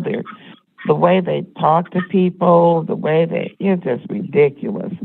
And another thing is the economy is really messed up. Then that really needs to be addressed. They keep raising the interest rate, wanting millions of people to lose jobs. That's supposed to decrease inflation. I don't know. So it's just a mess. They said some of that too is has to do with the COVID. Well, people should have expected things was going to be a lot of disarray as far as the economy, but the job market seems to be kind of strong. But coming off of COVID, I don't know what people would expect it. And inflation. Think about inflation. You could have a job, but then what kind of job is it? The prices of everything is at least 25% higher than it used to be. But is your paycheck 25% higher? No. But that inflation, a lot of those inflated prices on like all of the groceries and things like that, a lot of that stuff, that's these companies and the government. I don't care which side. They don't regulate that shit. They don't regulate. It's free. Those prices don't have to be that high like that. It It's doesn't have to free. be.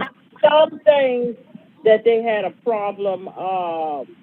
Price gouging, like the price gouging, like it's funny how what the government categorizes price gouging when they let others companies in certain departments do price gouging.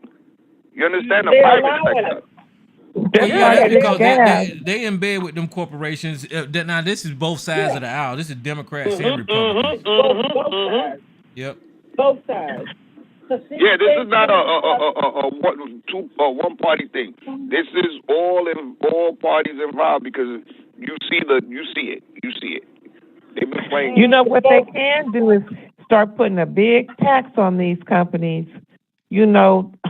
That are price gouging. That's what I think the governor of California is looking at regarding these oil profits. They've had unprecedented profits. Yeah, they're gonna pay. And yeah.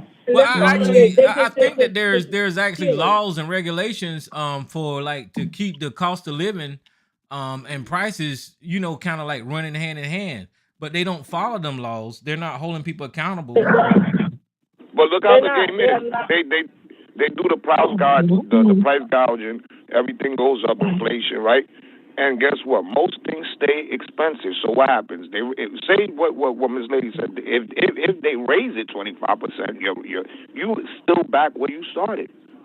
You're back where you started. You didn't get no. What do you come up if everything went up 25%? No, you're not back where you started. You're behind. Right. Yeah. They're allowing them to do it in the name of. Now there was a problem coming up in the pandemic with as far as supply. There was a supply problem, but there isn't a supply. It is no supply problem now. No. Put on supply problems, like all of these things, because they were talking like with Dollar Tree went up a quarter. And the dollar store, they made big money during the pandemic. And they said that was Wall Street that talked the company that owns Dollar Tree into going up, inflating their prices, so everybody else, it would make, so while everybody else is inflating their prices, Dollar Tree had no intention. The articles was out there. They had no intention. And you know what?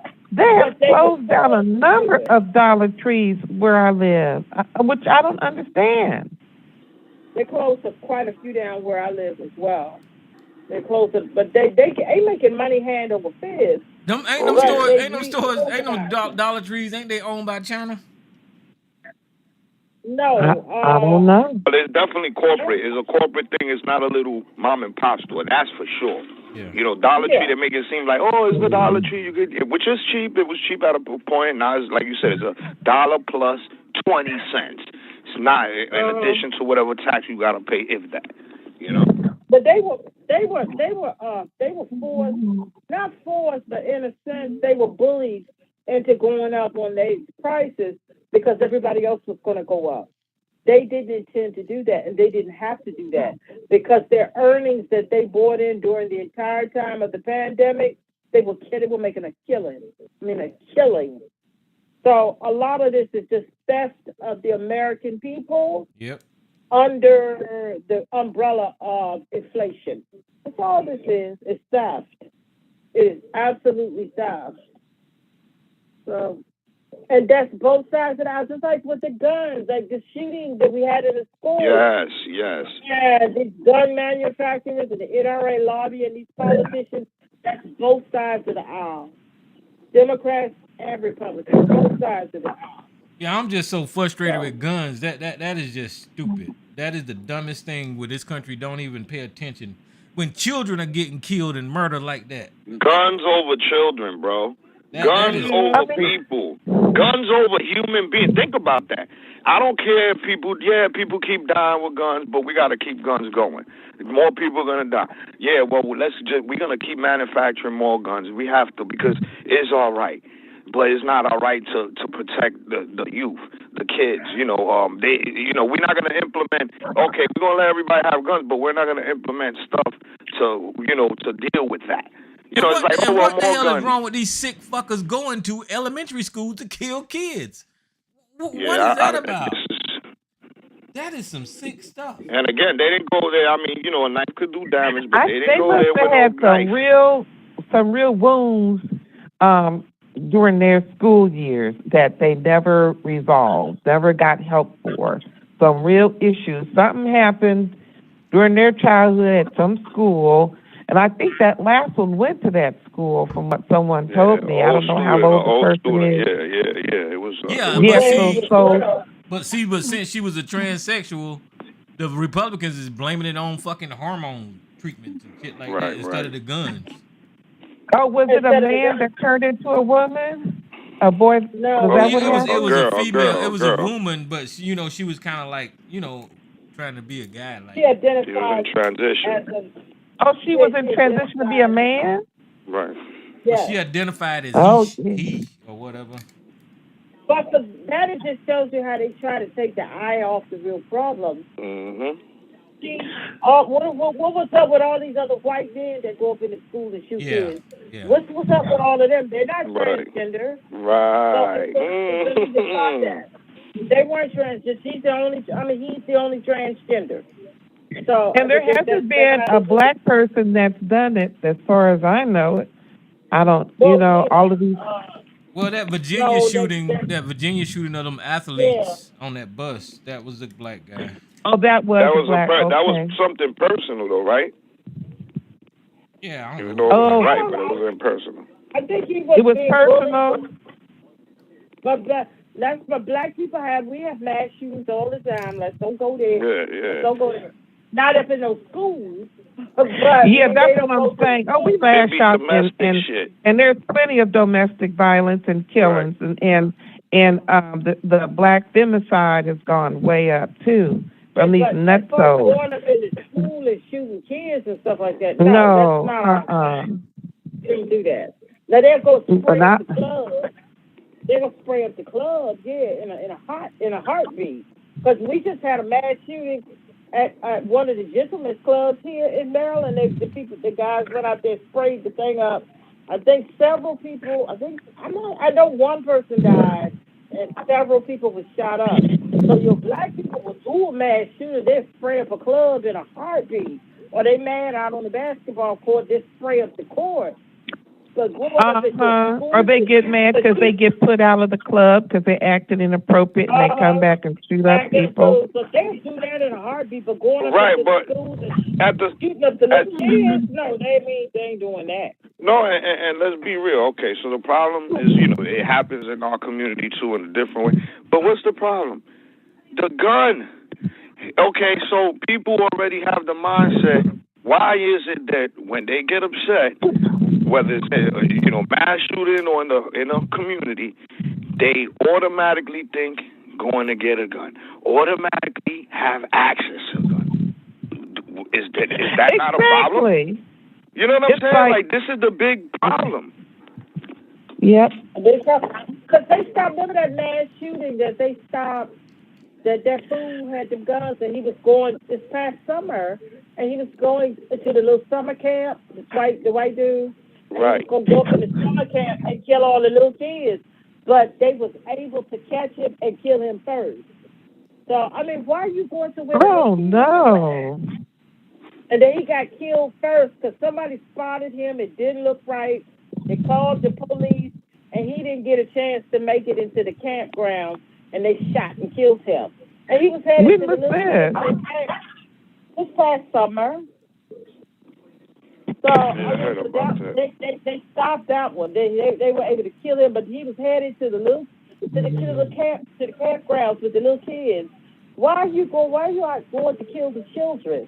But I'm glad they shot that. Excuse my language, a kid full of something from Renee's handbook. I'm glad they shot that raggedy bitch.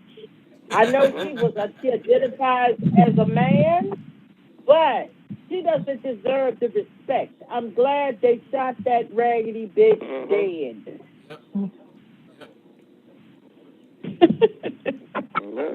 I hear you. Yeah, there's something. Why are they targeting children that they have no connection to? It's like they want to cause real horrible suffering to the families of these children. They really want to wipe out the innocents. I mean, it's like how. It's stupid. The thing is, it's not going to change anything. They're not. I mean, like they go and shoot up the kids. They go, okay, we look at the school, shot the kids. That's just Tuesday. You see what I'm saying? That's just a Tuesday in the United States. That's just a Wednesday. Yep. I mean, it doesn't mean anything.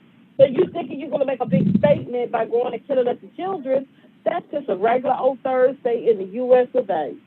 Well, they need to go ahead. They need to go ahead and institute an assault weapons ban. That's what they need to do. And I know people already got these weapons in their house, but I mean, you can penalize people for having them in wrong places. If you see people just riding around with them in their car, do you write tickets or confiscate these weapons or whatever? Yeah, they need to do something about that. Those weapons. Take those weapons away. Nobody needs them. And then I forget what state it is, but the congressman or senator or whatever it is had a picture, like right after that, put up with him and his family holding, and his little children holding a in front of a Christmas tree. Oh, what is wrong with you? What is wrong with you?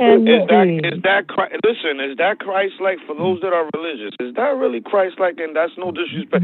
I think that Christians would say that's not Christ-like. Honestly. God and guns and country. Okay. That's their motto. Wow. And nobody has never been in a situation. I've never heard of any. But somebody broke in their house and they used an assault rifle.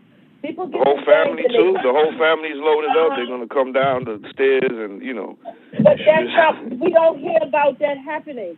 We hear about these assault rifles going into schools and killing the children, heading to the campgrounds and trying to kill the children, and heading into churches and killing the parishioners, and heading into the grocery stores, killing the shoppers. That's what we hear.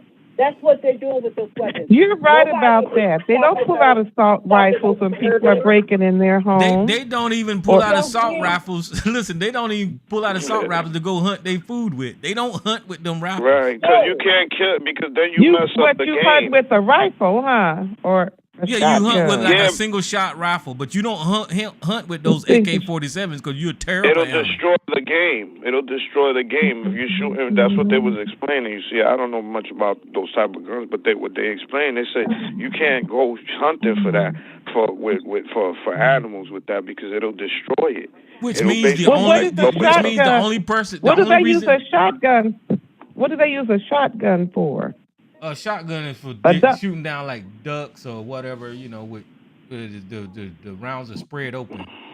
But that means the only reason that these people own these weapons is to shoot other people. That's the only reason that they own That's them what weapons. they're for. That's what they're for. And remember, sometimes they'll have that armor on where the police are trying to shoot them, but it doesn't penetrate. There was a dude who was walking down the street in L.A. with all that defense armor on, and he was shooting up, and they were trying to take that man down. It took a lot because he had on Was that it the guy that robbed protective. the bank? Was it those guys that robbed the bank? This was some years ago. It was amazing. The guy who went in the grocery store, he had on armor. And that's why the security guard, he did his best to try to take him down, but he had on armor. He killed all those shoppers in that grocery store. Went to a black neighborhood and shot, what was that, Thompson, whatever the grocery store, what was that, last year? Yeah. He went in and shot up and killed all those people in the grocery store. Yeah, and he had on armor. And that's why the security guard, he had no idea that when he was aiming and shooting that guy that it was not going to do any good.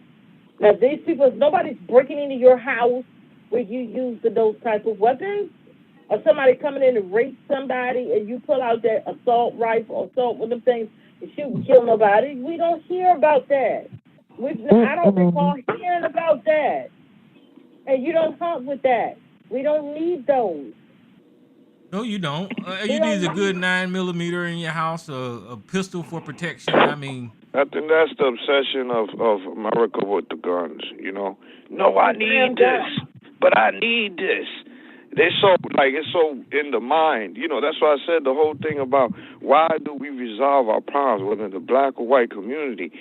Why is it, and every other community, here in the United States particularly, a lot of people resolve their problems with the gun. Guns. Think about it. They shooting more people than they shooting ducks and animals. Do you think the video games and the movies and the all that contributes have contributed to this? No, what happened? Because there's a lot of violence. Sometimes I scroll through to see what's on Netflix or whatever. It's so much violence. What happened is that these people can't. Ridiculous. What happened is these people can't read the Second Amendment because they don't say nothing about individuals owning weapons. And another thing that happened was Barack Obama was president. When Barack Obama was president, gun sales went up, and this prepper mentality, this doomsday mentality, that shit was on the rise, and they started gathering weapons and armor because they thought black people was gonna enslave them. Take over. Yeah, or some dumb Stupid. shit. And then it just escalated. How can black people take over when? What percent of the population are we in the country? I have no Like idea what what? they're afraid of. Black people ain't 10% or something? Black people just want to be left the hell alone. Listen. We had a half black man in the office, and he catered to their asses. So what? There you have it. What? So you had a black man, half black man in office. Did he take over? Ooh, Did he it's do somebody something that special looks for like the black community? Well, the fear that was looks like what's his name? Oh gosh, I'm thinking of the actor. The older black man that's in all the movies, and he's real good. Morgan and he Freeman? plays all Morgan the. Freeman. Somebody like Morgan Freeman had got up there in the White House. Oh my God, they would have cleaned out them drugs. So them are gun stores, okay? Well, the lie was Cleaned them out. The lie was that Barack Obama was going to take their weapons. And that's what got everybody scared. Right. I remember that. That's what SARS was doing. Barack Obama going to take our guns. Ain't took shit. Sarge is nutso. He had no intentions on taking nobody's guns. That was just a lie that they spread with the people of their stupid frenzy. Listen to the internet. Well, yeah, that just shows you white people fall for anything. They falling for Donald Trump. They fall for their guns gonna get taken. I just fall for any damn thing, you know. But you wanna know what? Y'all think January 6th had looked just awful. Let's just say something came over. They said like some of these other countries, Australia and Britain and all these places that took all them guns away. You can have a rifle. New Zealand, you can have rifles and certain things like that to hunt. They tell you what kind. But just think if they were to make that announcement, oh man. To freak out. These people would tear this country down just to keep their guns. Because they have put it in their head that black people is going to rise up. Even if we did rise up, we don't have the numbers. We don't have enough numbers to kick a cat. Yep. So it makes no sense. But they really know that. I just underneath, I think it's just this whole pathology with this racism and insecurities and anger and having to, black people are easy targets to be angry with. You know what I'm saying? So I just think it's they're just delusional and they're projecting their own fears on the black people. And especially as this country changes and all those, manufacturing jobs have left, the factories have closed up. I think there's Latin persuasion, their numbers has rised up. So can't forget about that. Let's get they're angry. Because they can't really compete in this kind of economy. Right. And instead of trying to situate and they don't want to do the hard work. They don't want to go and do the hard work, which is like, again, we talk about labor. We say, well, that's too good for me, right? Even though, or it's not about the money, because a lot of them, they do okay. So it's just like, oh, well, look, what about farmers? A lot of farmers are giving up their shit. The kids don't want to deal with that. So what are you talking about? They taking away your stuff if your kids that you passing down the farm and these businesses to don't want to do it. Farming is they don't want to do the job. You can have some bad crop seasons or whatever, and just be almost just bankrupt. Farming is hard. It's not easy.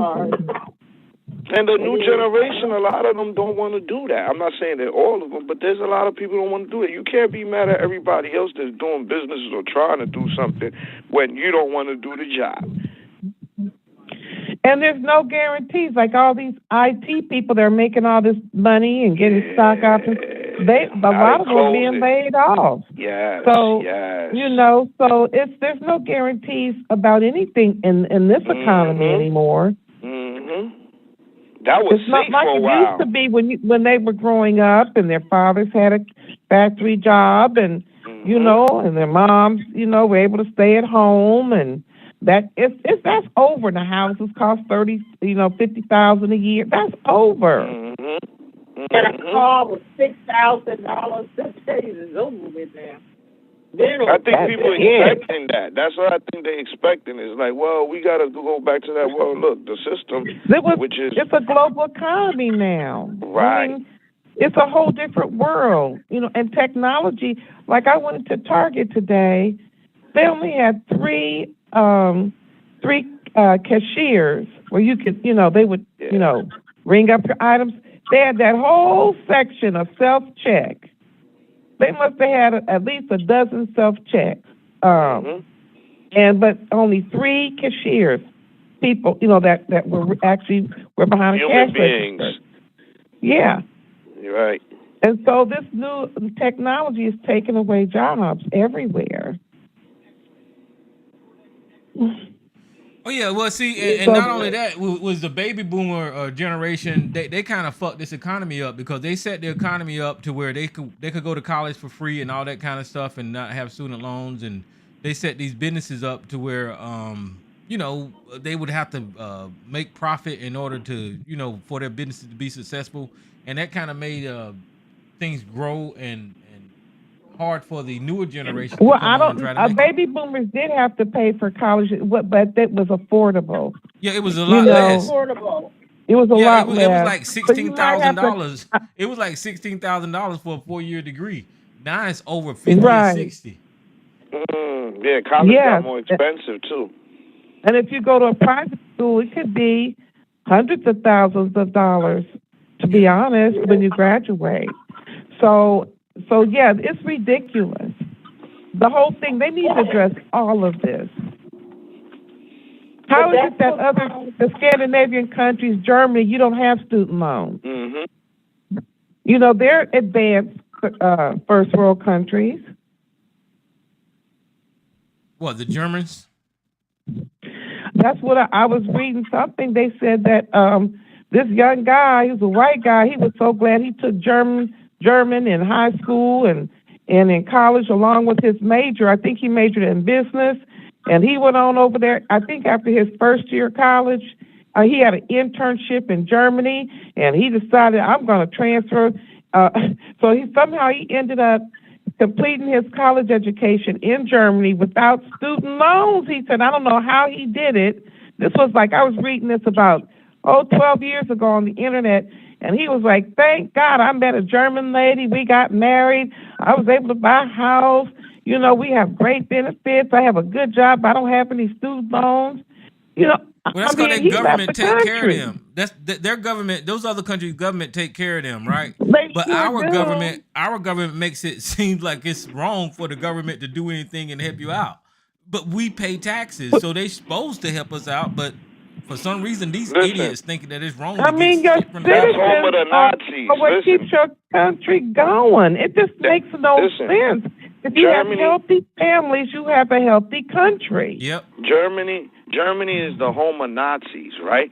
Yet we have more probably incidents with all that racism shit here than over there, and they have a better economy because they have a system that's a little bit much more better than the other European countries. So it's like what you said. Another thing is you look at crime, right? You say, well, there's not a lot of crime. Yeah, crime happens, but talk about murder, and you're saying, yeah, because the people are living more stable, less stress, they're getting paid good environment, the food is much more natural, Yep. things are much more affordable, and depending where you at, you will get treated nice and respected like a And you get citizen. when you work and you get good benefits, you'll get a month of Incentives. paid off vacation every year.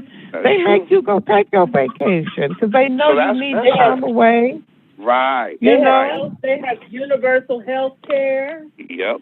good health care. That helps a lot too. Think about it for the mental, for the mental health. Think about if the corporations and the wealthy were really paying their fair share of taxes, we could do a lot. We could do a lot for the citizens. Yes. A lot.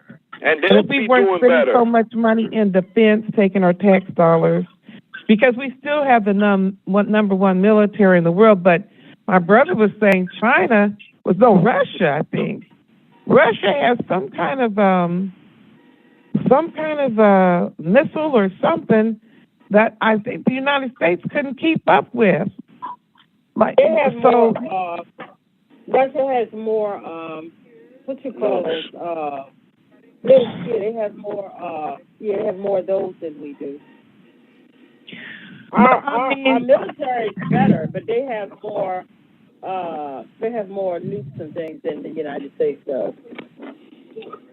Which it doesn't matter, because if they shoot off one, Everything is going to blow up. So why do you need so many? Why do you need so many? Because you shoot one off, what it's gonna do to the planet. What is the point in having so many? Y'all get to shoot them things off, everybody dead. I think we have more of those. What is it? Those Navy ships, whatever and then they do. We have a better military, but nuclear Mm-hmm. they have more nuclear weapons than we do. But we spend so much money all with all of that, and just look at the cities, and people are very stressed, and you can just see it. The whole energy has changed. People aren't relaxed and laughing and smiling and taking it easy, and with the slow walk, and it's all different.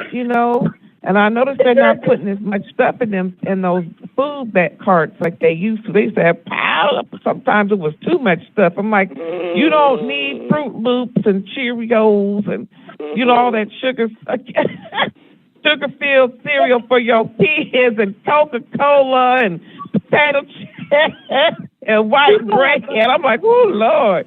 Yeah, bread kills us because in Germany they make fresh bread every day because it don't last long. Oh, I know, it's good. It's good. But bread in the grocery stores, you see that sitting up there for weeks.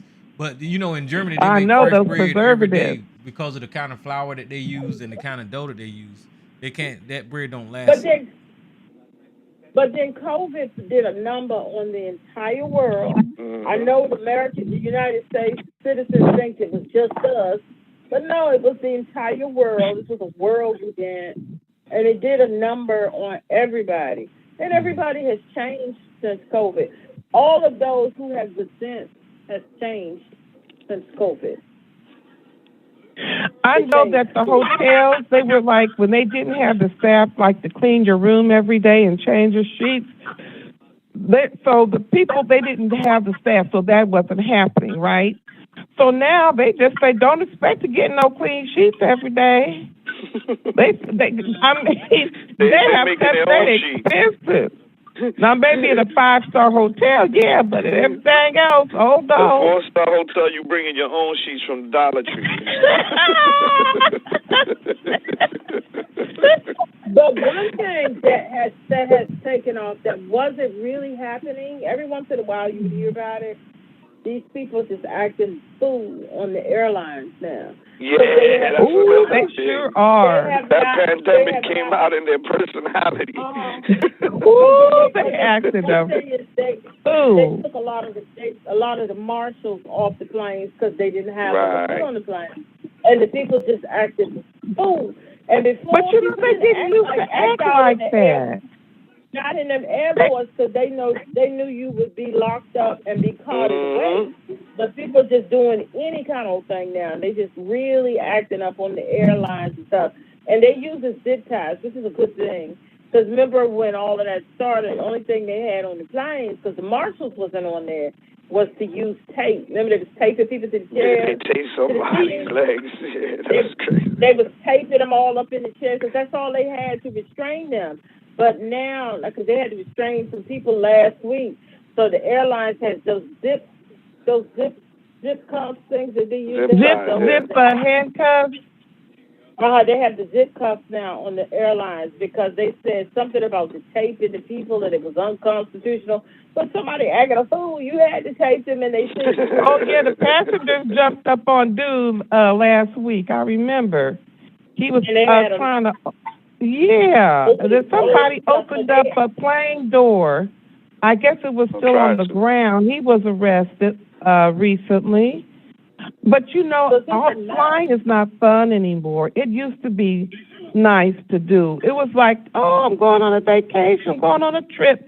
People dress nice. And you remember before all of the 9/11, and people could walk you up to the, when you're embarking to get on the plane and wave and all that stuff and give you all this. Now it's just with all this lines and security and this and that, and then the plane delays. And everything's expensive in the airport too. You can't even bring food. And they want you to buy their food. You may not get on a plane for 24 hours, and it's just then you have to stay on the plane. You can't get off for hours. And people are just they throwing out all your lotion. They're throwing out all your lotion. Yeah, things you spend money on, like they're going to pay for it. They're throwing it all out. You can't take that on the planes, but it has gotten so much worse. And it's like the people just don't care anymore. They just don't care.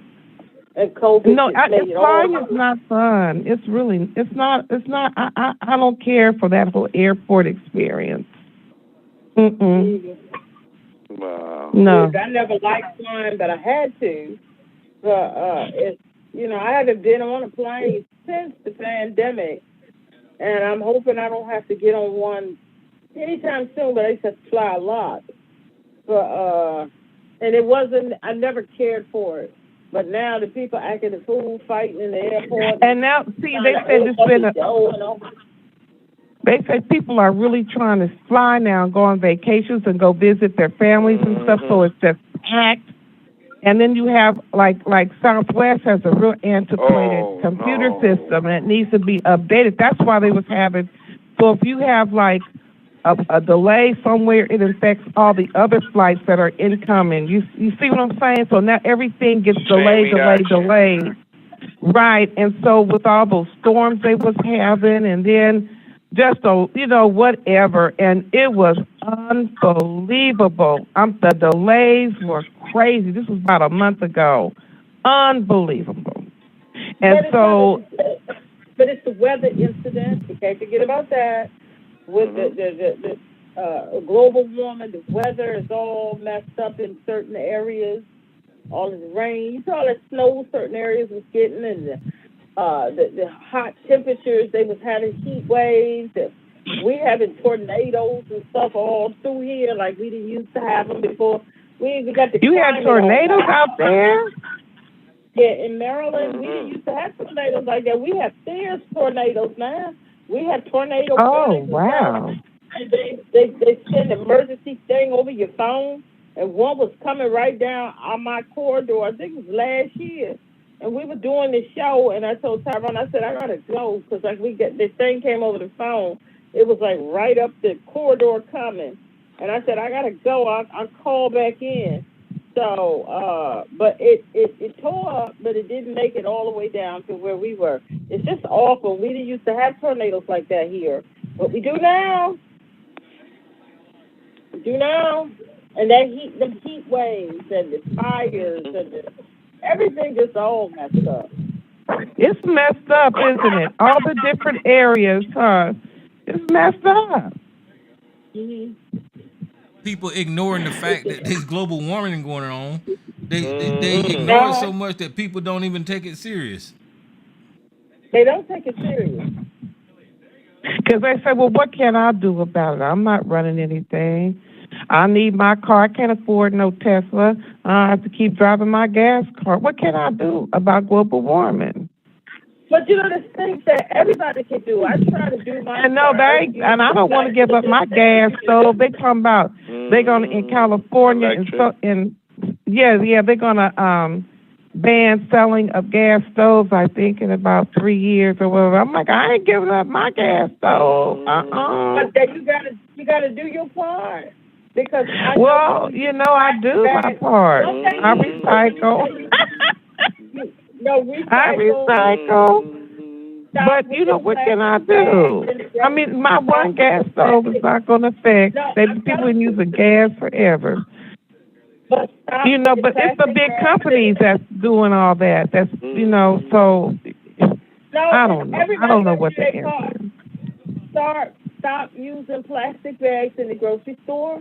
I've been stuff that I have the cloth bags and things. If everybody do something, because the planet is all messed up. Anytime we having tornadoes and stuff tearing up in Maryland, it's bad. I think in California a week or so ago there was a tornado. Yes, there was. So everybody, I don't know where. Do something. Everybody do something. It helps. I'm one of these green people, so everybody don't have to get green like me. Yeah, I use the paper bags and the bags you get. You can put your groceries in. They're gonna charge you 5 cents if you don't anyway, so you might as well. Yeah. But everybody needs to do something. The planet is all messed up. It's all messed up. I'm one of these green people. I have this stick on my car. I have my green bag. I don't use plastic. And I had a lady tell me in the dollar store. I said, well, I don't need that. I just put my bag up to put the stuff in. She said, I can't put this right, whatever it was, in the same bag. You could put your bag up there, huh? No, the stuff I was buying, she said that she couldn't put those two together in the bag. And she said, we have to separate. I don't remember what it was I was buying. I think I was buying some, I don't know, some goof off, and something else, whatever it was. And they can't put certain things in the same bag. And I was like, well, okay, that's fine, but I'm telling you, well, I can't do it. I said, well, just put it on the counter then. I'll put it in the bag. And she said, okay, and everybody turned and looked. I mean, but I do not use plastic bags when I get my vegetables. I don't try to do as less plastic as possible. That's one thing that I'm trying to do. And if we all got to go over to electric cars, I'm fine. I don't have a gas stove, so I don't cook much anyway, so it doesn't matter. I've been using my air fryer for a lot of things. I like my air fryer. So I really, you know what? You don't need a toaster anymore. If you got an air fryer, it toasts bread on both sides. I use my air fryer too. I use mine too. That's good. I know. And it's good health. But you want some fried chicken. Fried chicken. I don't want no air fryer.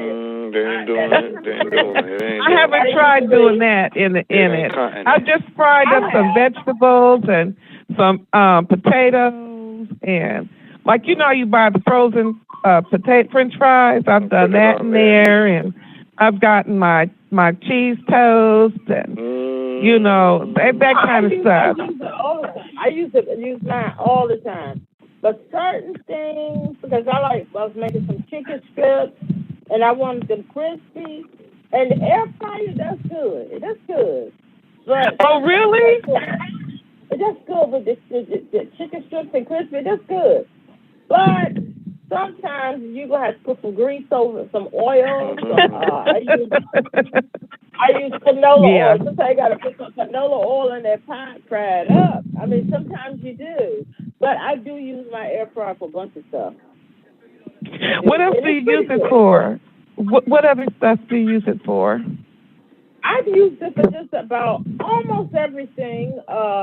Like chicken strips, I do French fried fish. What else do I put in there? I've done toast. Just about everything, I would have to say. Just about everything. Some people say you can use rice and stuff. I don't know how to do that. But just I don't either. It's like everything you would cook on the stove, I've done it in the air fryer. Just about everything from the stove, I've done in the air fryer.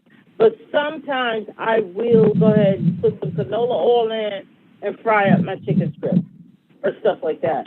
But just about everything on the stove, I've done in the air fryer.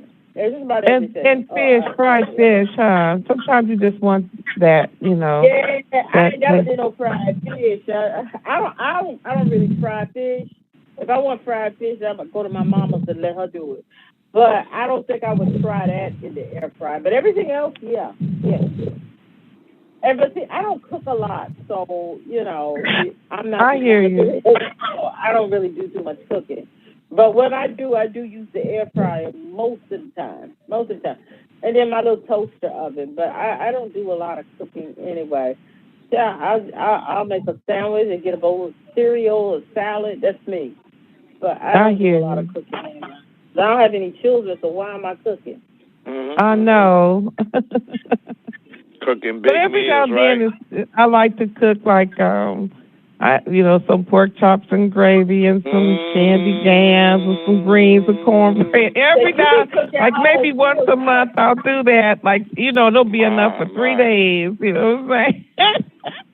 But doing big meals. I don't cook stuff like big meals, like you talking about pork chops, gravy, and rice. But I don't know when the last time I cooked a full meal. I don't cook all this nothing. Really. I mean, I don't do it often because I do what you do too. I do a lot of salads, and I do like those green smoothies and with a little fruit in the blender and stuff like that, protein powder, that kind of stuff.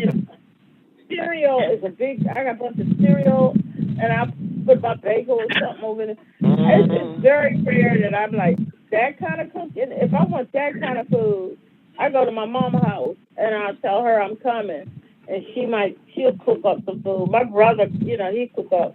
I don't cook nothing. I don't know the last time I turned my stove on. I'm gonna have to be honest. My stove was brand new. I don't cook. I don't know who I'm cooking for. And when I was married, I ain't cook nothing then. Every once in a while, but we used to just my ex-husband used to like cereal. So I mean, what am I cooking for? I hear you. Do you like avocado? Do you like avocado toast? I started doing because that's what I use. I toast that bread in that air fryer, and the avocado is so easy. Just mash it up. I put if I have some fresh thyme or some herb in it, a dash of salt. I have some. I'll take some salsa, put a little salsa in it, a dash of lemon, and there's something to make it hot. Like I have some that Bamba in the jar from Trader Joe's. It's a small little jar with some red, hot, like little spicy stuff, like chopped up. Miss Lady. And it's inexpensive, and you keep it in your refrigerator. I put a little bit in that to spice it up, and then I just stick that on top of the put it all together, stick it up. My toast is toasted in that air fryer in a few minutes, and then you just put that avocado stuff on top and just sprinkle a little bit of olive oil on top. It's delicious. It's delicious, and that's very filling. Yeah, but that's a lot of filling. Most times that's like literally it takes 5 minutes. 5 minutes. I don't like preparing because you got to wash all that stuff. I like my kitchen to be wiped down and looking brand new and brand like TV. Look. Well, mine doesn't look like that. I tell you. Mine does. My kitchen looks brand new, wiped down, polished, and kitchen fly. I have an older kitchen. It needs to be rehabbed to look like that. Yeah, it needs remodeling for real. I don't cook nothing. So it don't look like that.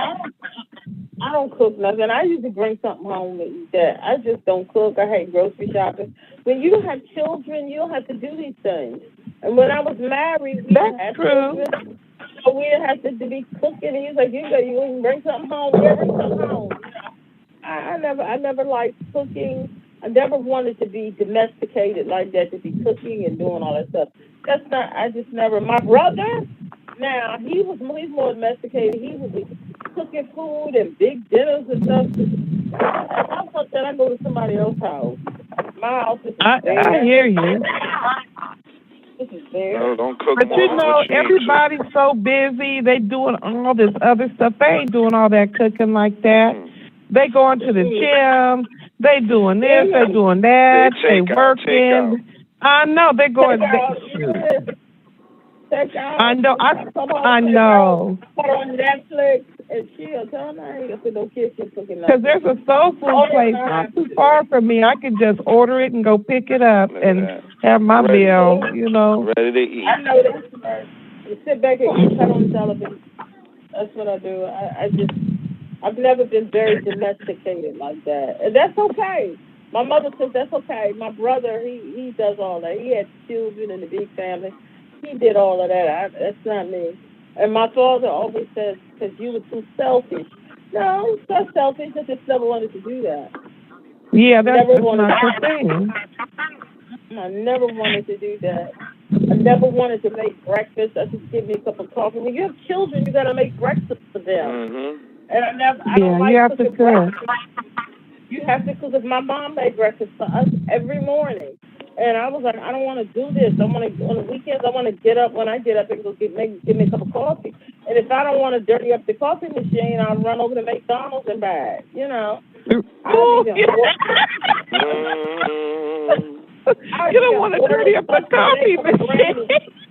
No, or I have even had like. It looked TV pretty. Right? Yeah. And oh my goodness. DoorDash. I'll order something from McDonald's, and I don't really eat their food, but I'll order hash browns, a bagel or something. just so they could bring the coffee. I just, just so they can deliver the coffee. If I don't feel like going out, go out and run out and get it and bring home the coffee. If I don't feel like dirtying out the coffee machine. But I don't know. Like my father said, I was just selfish. Oh, your kitchen is spotless. It is. It's spotless. It's spotless. You don't want to dirty up the coffee machine. It's spotless. And I've had people say, have you ever used the stove? And I'm like, yeah, I use my stove. And they're like, it looks like it's brand new. Once in a blue. Yeah, I cut the stove on. But man, this toaster oven. You can fix anything in a toaster oven. In my air fryer, why are you cutting on the stove? That's true. That is true. That is true. One of my favorite series is going off of Netflix tomorrow. What? It was called. Called Resurrection Ertugrul, and it takes place in like the 12th century over where now it's called Turkey. And I've learned some Turkish words because it's like English captions underneath. But this series went on forever. It was like 90 episodes per series, and there's like 5 series. So it took years to do it. You can see the people getting older, like on the series. But the acting was so phenomenal. It was phenomenal. So what I did, I said, I got to get this. I want to, because you forget it seems so real. Like they're not acting. I mean, I'm serious. I've never seen anything like this before. And, it's going off tomorrow. It's called Resurrection Ertugrul. And it's based on it's based on real people.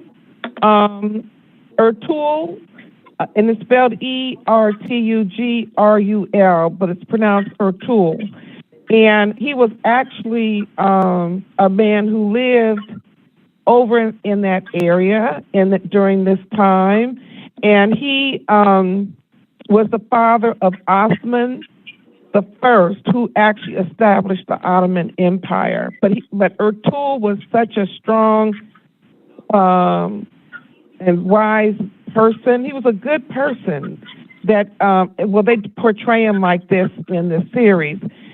And he lived to be like 90 plus, which was amazing. But he actually established the conditions for his son to establish an Ottoman Empire. But it was so good because it was a lot of violence in it. And those Turks, because I looked it up, they were whirling and they really trained with these weapons.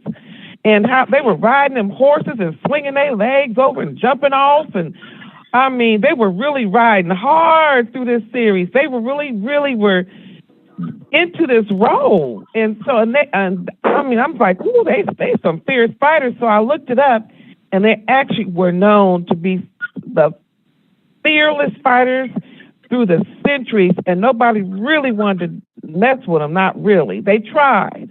And they were like, we're going to always have our state, And so even today, they say they will fight.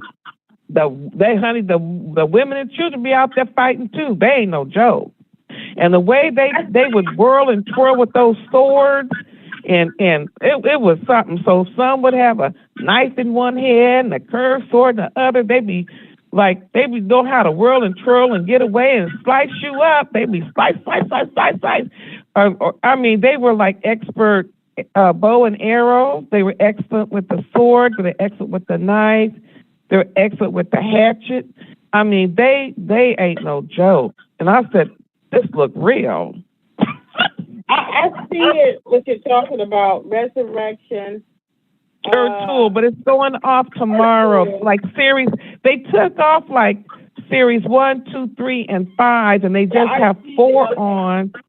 Yeah, like 90 episodes for one season. Yeah, for one, and they had a total of 5. So I ordered it off of eBay, the whole series, on a USB. and it was $135 because it's really, to me, it's really interesting. I learned a lot about some of their culture back then. Very, very tribal, very family oriented. The Muslims, and that gave them their strength to fight for their state and to establish their Muslimhood or whatever. And but it's a whole bunch of conniving. Oh my God. And, all these different enemies, the enemies inside the tribe, outside the tribe. You got the Mongols, which were real. The Mongols were trying to move into the area and take it over. The Mongols were furious. And then they were something else. And then you had the Byzantines, or like the Crusaders on the other side. They were trying to take over the area and get rid of the Turks. And then you had the Mongols siding with some Turk governor to get rid of Ertugrul. And then you had the Sultan, who was actually over the Turkish people. He was fighting, going to wars, and folks was trying to poison him within his palace because they wanted to be the Sultan. You had people fight. Oh, it's a mess. Trust me. Look, Miss Lady, is that movie got subtitles all the way through it? Yes, it has the English words at the bottom of the screen. Yeah, I can't do that. I tried to yes, watch you it. can. At first, I was like, I said, I'm not going to do this. I said, this is because I like historical fiction. So I'm like, I tried to watch it whenever you recommended it the first time, and I think I got a good way into the movie, and I fell asleep because I was reading too much. Well, you got to be really in it to watch the movies with subtitles. No, sometimes I will watch some. I will watch some with subtitles. Yeah. But is it like that? Is it like that in every season, Miss Lady? Oh yeah, because they speak in Turk, and I've learned some Turk words just by watching the series. Like me son, and they say Inshallah, so and well, it looked like a good movie now. God willing, and it was done really well. It looked like the movie is really good. You forget they acting. They are that good. They have this one man. He was so evil. He was so manipulative and slick. He would talk softly a lot, but he was so conniving. He wanted to be the Sultan in Misadatan, and he was awful. He manipulated and used people. He clawed himself all the way up there. Oh, he was getting rid of people that really were loyal to the state and didn't want the government to fall apart. And he was getting rid of folks, and it was setting folks up and lying and getting them killed. Oh my God, he was such a good actor. I'm like, ooh, seriously, the acting was phenomenal. In Miss Sataton. He was a short dude too. He had these big eyes. It looked like they rimmed him with some black eye makeup, and his expressions were something. I'm like, oh, he's good. And so it's just, I really got into it. So I ordered the series, and it's coming from England, I think, on a USB off of eBay, and hopefully I can plug it in my TV and watch it. But I want to, because their contract ends, so they have to take it completely off. But it was so good. Some of the fighting I started watching it. It looked like it was pretty good, but and I was going to continue, but I just never got back around to it. Yeah, you have to really be into. How far did you get? I think that first episode, I didn't really get no further than that. Oh yeah, but I see, was it looking gets at the way it was created and all that kind of stuff, and I can tell that they took their time and they were trying to tell that story right. Oh God, they spent money. And then for real, there is like in this series, Ertuğrul, he takes the tribes and settles in this area in Turkey called Sogut. And I actually looked it up, and that's actually he did go and have the tribe. They immigrated to that area, and he lived there, and that's where he died. And they have actually a tomb, like in that little town called Sogut. And because I saw it on YouTube, and a lot of the people's names are in the series. The characters, they have their graves there, but he's in this room with this beautifully draped material over his coffin. I don't know if he's in there or not, but that's what in Sogut, Turkey, and that's where in series 4, he's planning to immigrate there with the tribes. Well, yo, I got an appointment tomorrow, so I'm going to open up the lines, and YouTube, if y'all want to call in, y'all can just call into the number. I appreciate it, Miss Lady, Jay, Elisa, but I'm just getting ready to open the line because I got to get on the road tomorrow. All right, thank you. Oh, where you where? Q&A session is over. All participants are unmuted. Well, I've got to go down to Charleston. It's about a 2-hour drive for me, so I got to be there pretty early. Oh, it's nighttime too, huh? Oh yeah. Yeah. Well, You try to stay, Tyrone. I'm gonna go because I gotta get up early. I got things to do so I can log off early. And this was a great conversation. I wanted to ask you guys about Jonathan Majors, but we'll hit it. We'll hit it next week because I wanted to get your all's opinion on that whole mess that's going on. I hope he can do his innocence. I do. I think I didn't listen to it, but they saying that video shows he was